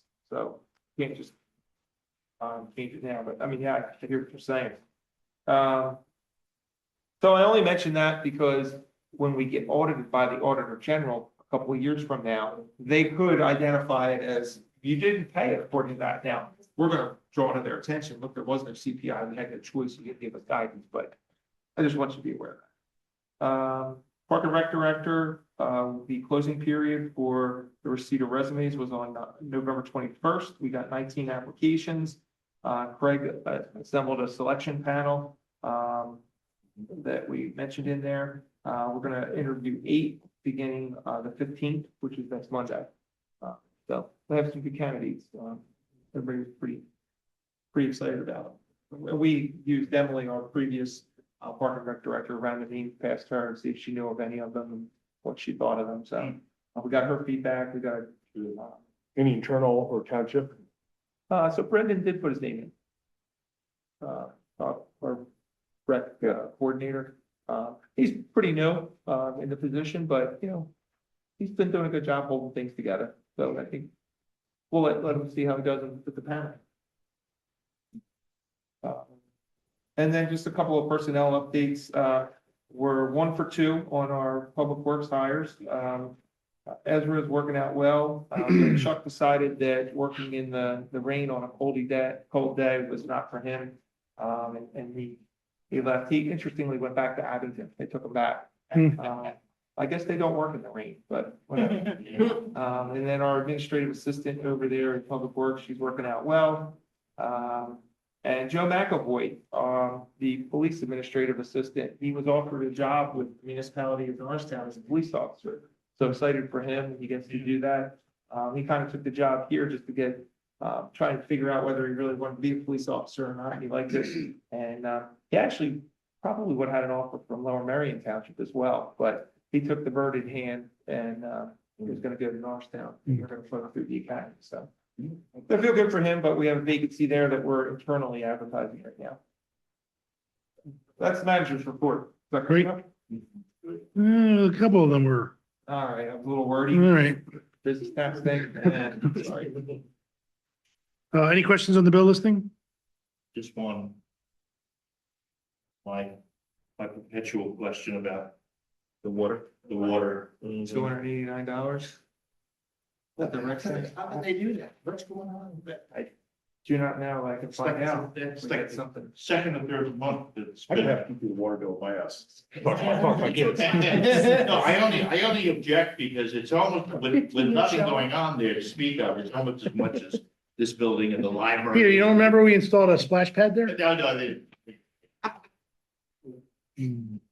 Hydroponic, was a hydroponic garden. All it takes is one running toilet. We can step up. All right, tab G is the notice for all our projected public meetings. Does this list get posted publicly? This list gets posted publicly. It also gets advertised Okay, in the paper. okay. Check for, remind me, for holidays or. So what we do with the holidays is we adjust it like as it comes up. Like the Shade Tree Commission, they always have a conflict on, but that's not a meeting required by law, so we don't have to advertise that. We'll just do that on the Any website. bars ever fall on a holiday? Yeah, they have. Or Labor July Day or in something. particular, it happens often. We either. Yeah, we did meet- Labor Day recently. We We did either Tuesday, meet on that Wednesday. night or we move it to Tuesday. Yeah. Or Okay. you've combined it in other years. if it's- Any changes of note? The only change is that the Rec Center Advisory Committee is going to meet in this building on the first Thursday. Okay. There's a group that commandeered the large meeting room Yeah, up at the library. okay. All right, tab H, organizational meeting on the first Monday in January, which is January 5th.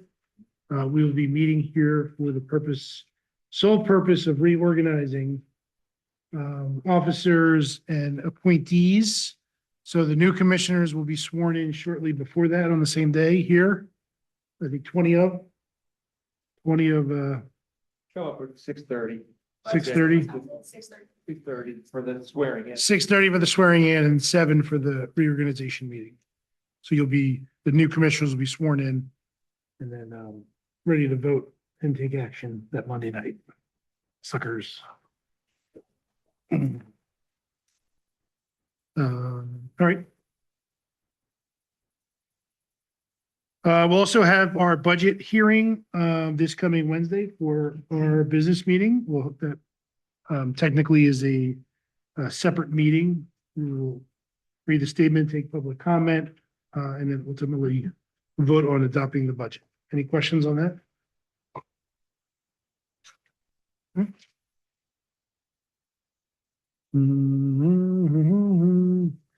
We also have a special meeting on Wednesday to close out the business of 2025 and adopt the budget. We talked about that. Got to close and open. Zoning board for Monday, December 22nd. Any questions there? All right. Then also we have a vacancy on the zoning hearing board. Most recently, we appointed Michael Davey as the alternate member. Have we had any discussion with him if he's willing to move into that role? I have not. I have, he said he'd be willing. He actually reached out to me and asked if he'd need to come to this meeting Okay. personally. He's super engaged in the couple Yeah, of meetings good. that I've been there. Like, he's very inquisitive and very, Hmm. into the position. Good, good. And correct me if I'm, I just responded because we reached out and I just said, I don't think you need to come to this meeting. I assumed that the alternate member's purpose was to roll into this position and that the alternate position would open. So I hope if I misstated that. No, that's traditionally what you've done for all the advisory boards. Yep. So we take a vote to appoint him? So you won't do that until next month because Okay. Ed's technically, his term doesn't expire until the 31st. Okay, So then you'll appoint Michael Davey based upon Ed's expired term for that 3-year Yep. period. And then whoever you appoint to serve as the alternate will fill Michael's term. yep, okay. So we have 3 letters of interest to fill the alternate position that will then be vacant. And then for the vacant position on the Library Advisory Commission, I believe we have 5 applicants. We do, we have 5 now. One of the applicants for the zoning, we recently interviewed, so we wouldn't necessarily need him back, but we're talking about 7 new interviews, which we can do it at our workshop meeting, but that's going to add some time, over an hour, just for those alone, or we can do it separately. I suggest the Mike maybe even doing it by Zoom, just for that sole purpose, but it would still have to be a public meeting and advertised. So what are people's thoughts on just trying to put it in the workshop in January or do a separate meeting? You just have an entirely separate meeting just Yes. to do interviews. I Yep. would suggest an entirely separate meeting just because there's so many individuals rather than Yep. workshop. Right? Separate meeting, Andy, you don't see a problem with doing No. Yeah. as long as we advertise. Yeah, well, are you gonna take official action after the interviews, or you're really just gonna No. interview You're people? just gonna It's just interview. interview. Yeah. But it's still open to the public. So we can share You the can do it link. that and way, people so can- then advertise it, and Yeah, Okay. and then you can just announce after that you're gonna appoint at your next meeting or whatever you want to There's tell the one folks more who show up. position, the, historical commission as well. So We're gonna announce that. You probably won't have those people by then. if they can, if you could roll it all into one. it'd be Well, great. we'll announce it on Wednesday and we'll set a deadline for receipt of people who are interested. Okay. Walk-ins welcome. So you wanted to say mid-January, shoot for? Yeah, I'll, The interviews? I'll find a couple of dates and put it out there because we're, Is that too, that's not too late, because we'd be doing it January, 12th anyway, so it's already mid-January. right. So, Or it could be, our Wednesday meetings can be short oftentimes, perhaps right after our formal meeting. Since we're already here, it's a meeting they may be familiar with. not a terrible idea. Can we do it as part of our business meeting or right after? Right after. On the 14th? Yeah.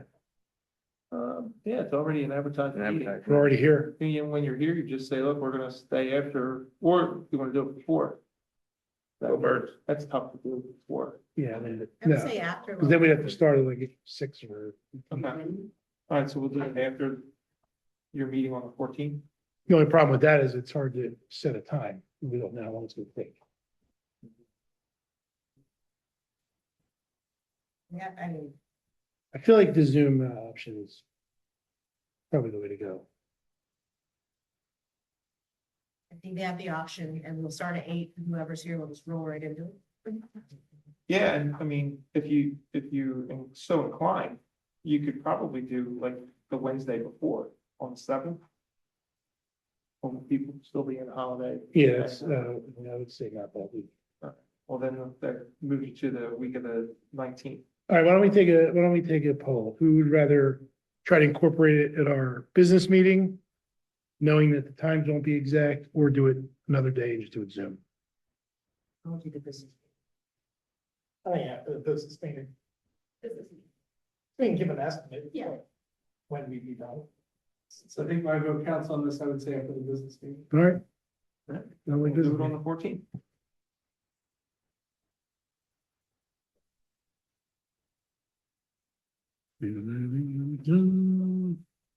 All right, Walnut Avenues, tab M, we talked about that, tab N, recycling report. Questions or comments there? All right, tab O, the Black Horse Inn, this is re-upping the MLS agreement, listing agreement. Yep. For the rear second floor. Yep. Any questions, comments there?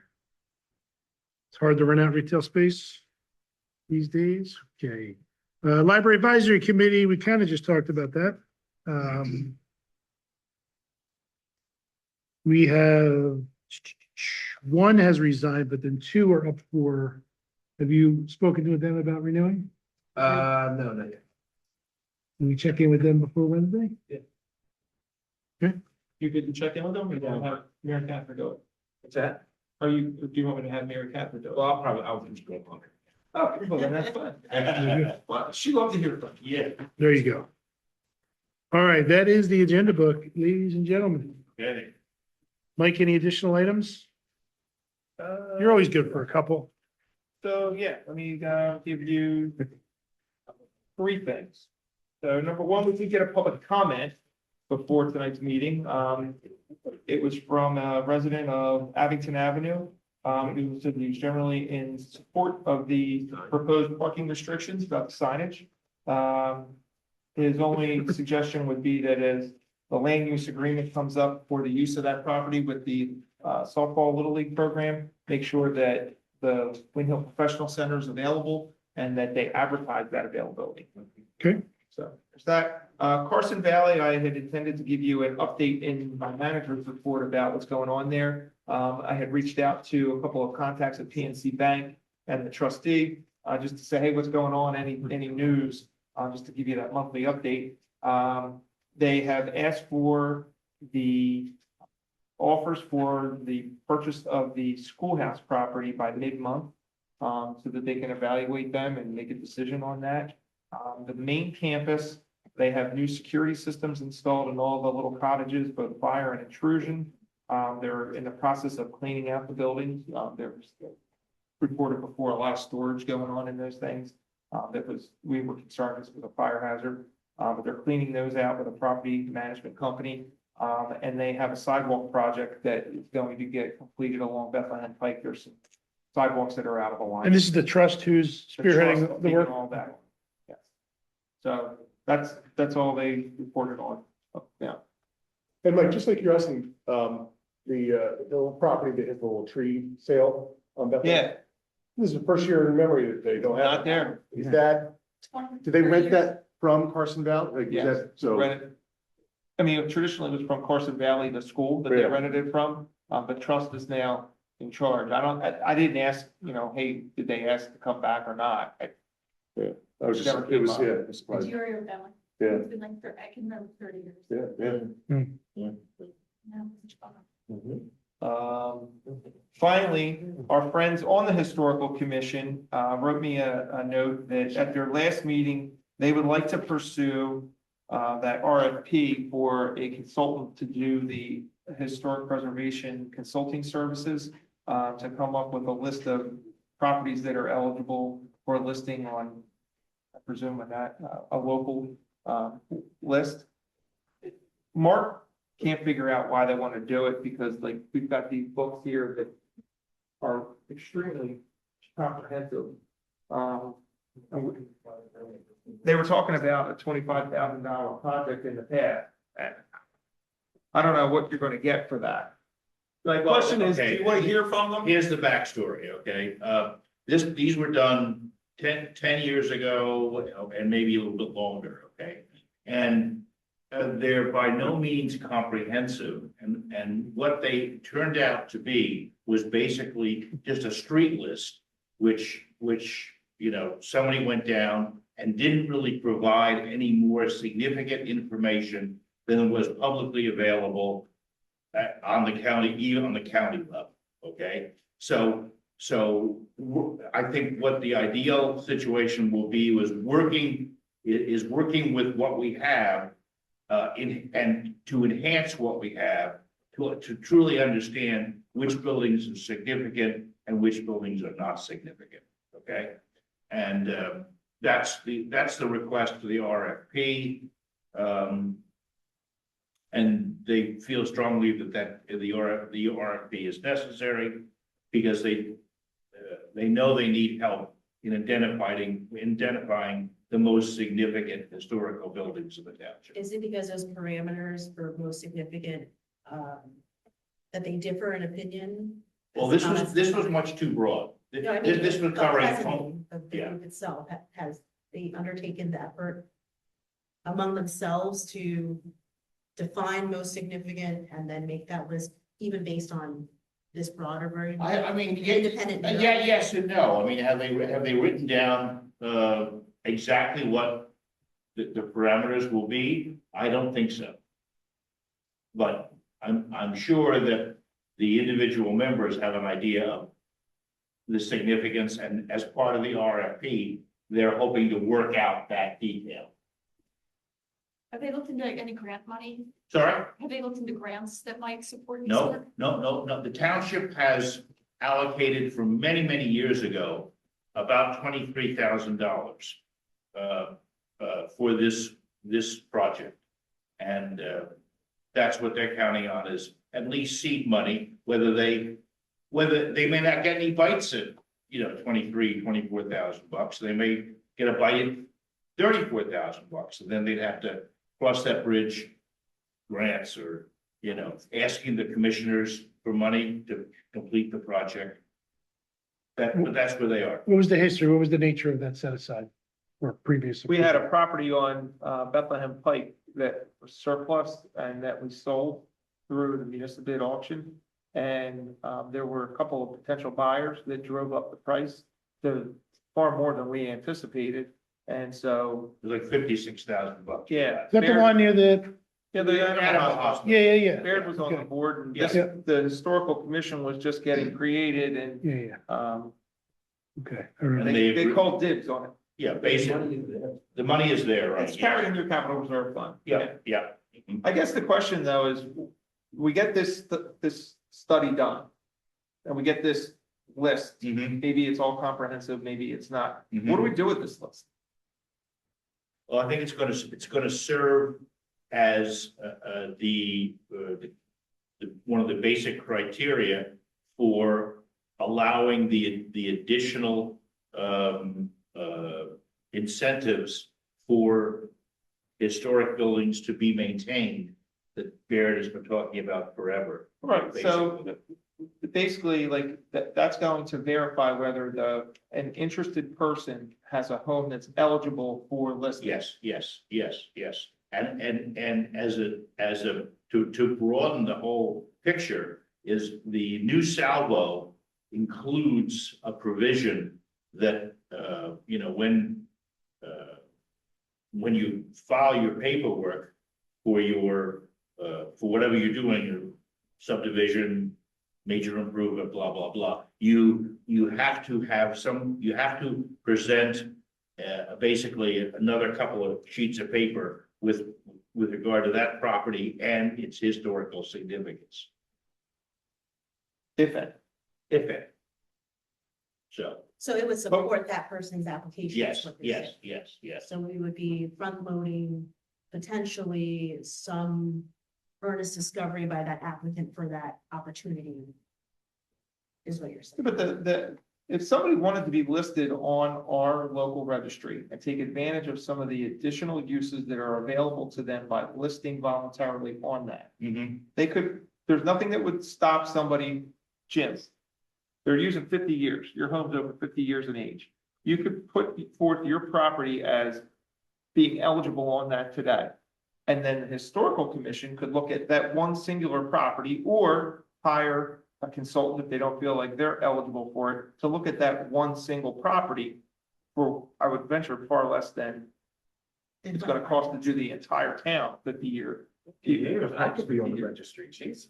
Most of the town's gonna be on the registry. Well, and I guess that's why I asked, can we narrow the definition? And given that we're updating the zoning code, I mean, it seems like there should be symbiosis and without having to spend $25,000, because it's not arise, that the occasion has not yet arisen.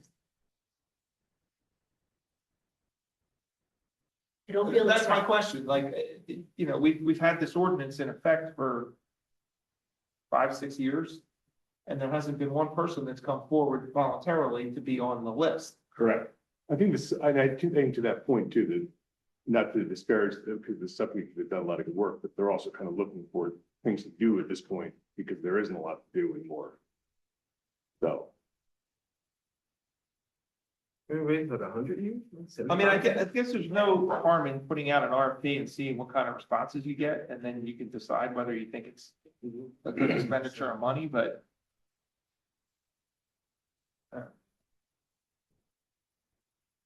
Yeah, I get your. Sat through all the meetings. Right, yeah. I mean, I think at this point, they would be very, very disappointed if they didn't, obtain, worthy responses to a reasonable RFP to categorize which buildings are significant in the township, so. Mike's point is there's no harm, I mean, and not that there isn't harm, it takes people's energy and time, obviously, to respond. To respond, Then to write it. right, and I don't want to necessarily say to do that without being earnest that we would spend it, is what I'm saying. I'm not sure I feel that it's right for that, given there hasn't been a narrowing with a more historical. Yeah, I mean, but to be definition. fair, I think it would be helpful to have a list in order to begin that narrow process. You said the 50 years. Where does the 50 years come from? I can't remember. Okay. I'm just curious, because just whoever said it, like, that would be most houses in our township, right? 100%, most of So- us. It's like 85%. Yeah, so I'm curious about where that, I don't know who came up with 50 years. Well, when that ordinance was created, that criteria was probably debated and put into that ordinance and voted. I don't know that the ordinance gets to a date, No? 50-year date. I think it just talks about significant, architectural features and. Because some of the Hollywood homes are like, they are significant, but they were really unique in the time. one over, but the one where the original architect has his artist studio out back of his house. I saw it. So they're newer, but they're cool. So the end product, the RFP goes out, we hire a firm to do this research, produce a report. So that end product then is the reference for if there's a home potentially going to register, well, let's check the reference now that we have it. We haven't had any applications. Correct. So could, and this is just an open question, could resources be put towards efforts so that we do get more applications for people wanting to be? Yeah, you can Recognizing change those the benefits. program. I mean, obviously, the program has not been attractive enough Right. for people to sign up for. Okay, so we can, a second step might be, let's make the program more attractive. Right. Okay, and the whole concept here is to try and prevent any historical building in the township from being, demolished or changed in a significant way that makes it less. So is there a way to narrow the scope to target those types of properties versus it being a comprehensive Well, list? but the bottom line is you gotta get a baseline. You gotta get a baseline of what everybody agrees is significant. And maybe 50 years isn't the right number. Maybe 100, maybe 150 years is the right number. I don't know. But I think we have to try and flush it out as much as we can, hopefully, maybe in this RFP, to begin any kind of a process. Hmm. So I would strongly recommend that we Like, I put the guess RFP out. one of the things that I had mentioned is, do you want to invite a representative or two from the historical commission to meet with you and kind of make their pitch for it and maybe ask these questions, like what's the significance of 50 years? Why did you pick that? Help us understand why this list is going to accelerate a process that hasn't yielded any applicants in 5 or 6 years. And there's probably not anybody up here who argues with the umbrella idea, right? That no, I don't think any of us want to see historically significant buildings be demolished, right? Right. So we're on board with that. The way that we get there, right? Is there only one way to get there through this? Are there, I think that those would be some of my questions if, the members of the committee here, like how do we get there? Right, and if this is the way that you get there, okay, that's a useful step to know. Because I think most of us are on board with that idea, but how do you get there? There might be multiple avenues. Well, I think they believe that, the starting point is the list. And there are other existing lists for township buildings. I mean, there's one apparently Temple University did years and years ago, which has 200, 300, buildings on it. And they're probably much older than 50 years. Oh, yeah. And probably significantly older than that. Right. Release the list. Release Release the list. Yeah. We have the list. Unredacted. We want to see the list. That's all I have. Well, I like the suggestion of meeting, and I'm seeing some head bops in agreement. Let's have them come in and let's, Do it. we're kind of asking I'd be questions. that happy maybe to, they- sure, I'd be happy to. Oh, now come and come in and talk to you. Yeah. I wanted to bring that part and get that. Can he come in the Zoom interview night? Maybe. Or the, we didn't, we're not doing the Zoom. Right? Yeah. All right. I have a general thing. It's all that's left of the plot. Recollecting that one of our commissioners wanting to increase art in this space, I've been reaching out to artists to come up with a plan. And if you're interested in increasing art across the township, we'll figure it something out. Great. So have some suggestions by the artist, Maura, who owns Pigs Alley, to potentially increase art wherever, whether it's here and or wherever. It's not fully fleshed out, but just wanted to remind everyone. And as you know, it's last workshop for Pete and John, who really wants to see that art happen. Didn't want to lose sight of it before we had last casual meeting. Part of that suggestion was around students too, right? Like potentially having student art be. Yeah, I think Original idea. I met with Maura just to sort of give me an idea of how much it might cost, because we want to be sure that artists are afforded, paid for their time. What could it look like? What's reasonable to you ask want them? for? How do we I'll help incorporate you folks? come out to the park. And she did this, what triggered my reaching out to her was she's been doing this Everybody Paint series, which I think is just so lovely and just a great concept for a community to come together and communally. So everyone kind of comes in and paints a little piece of the painting. And then by the end of it, you have a fully fleshed out art piece. Just thought that was a cool concept.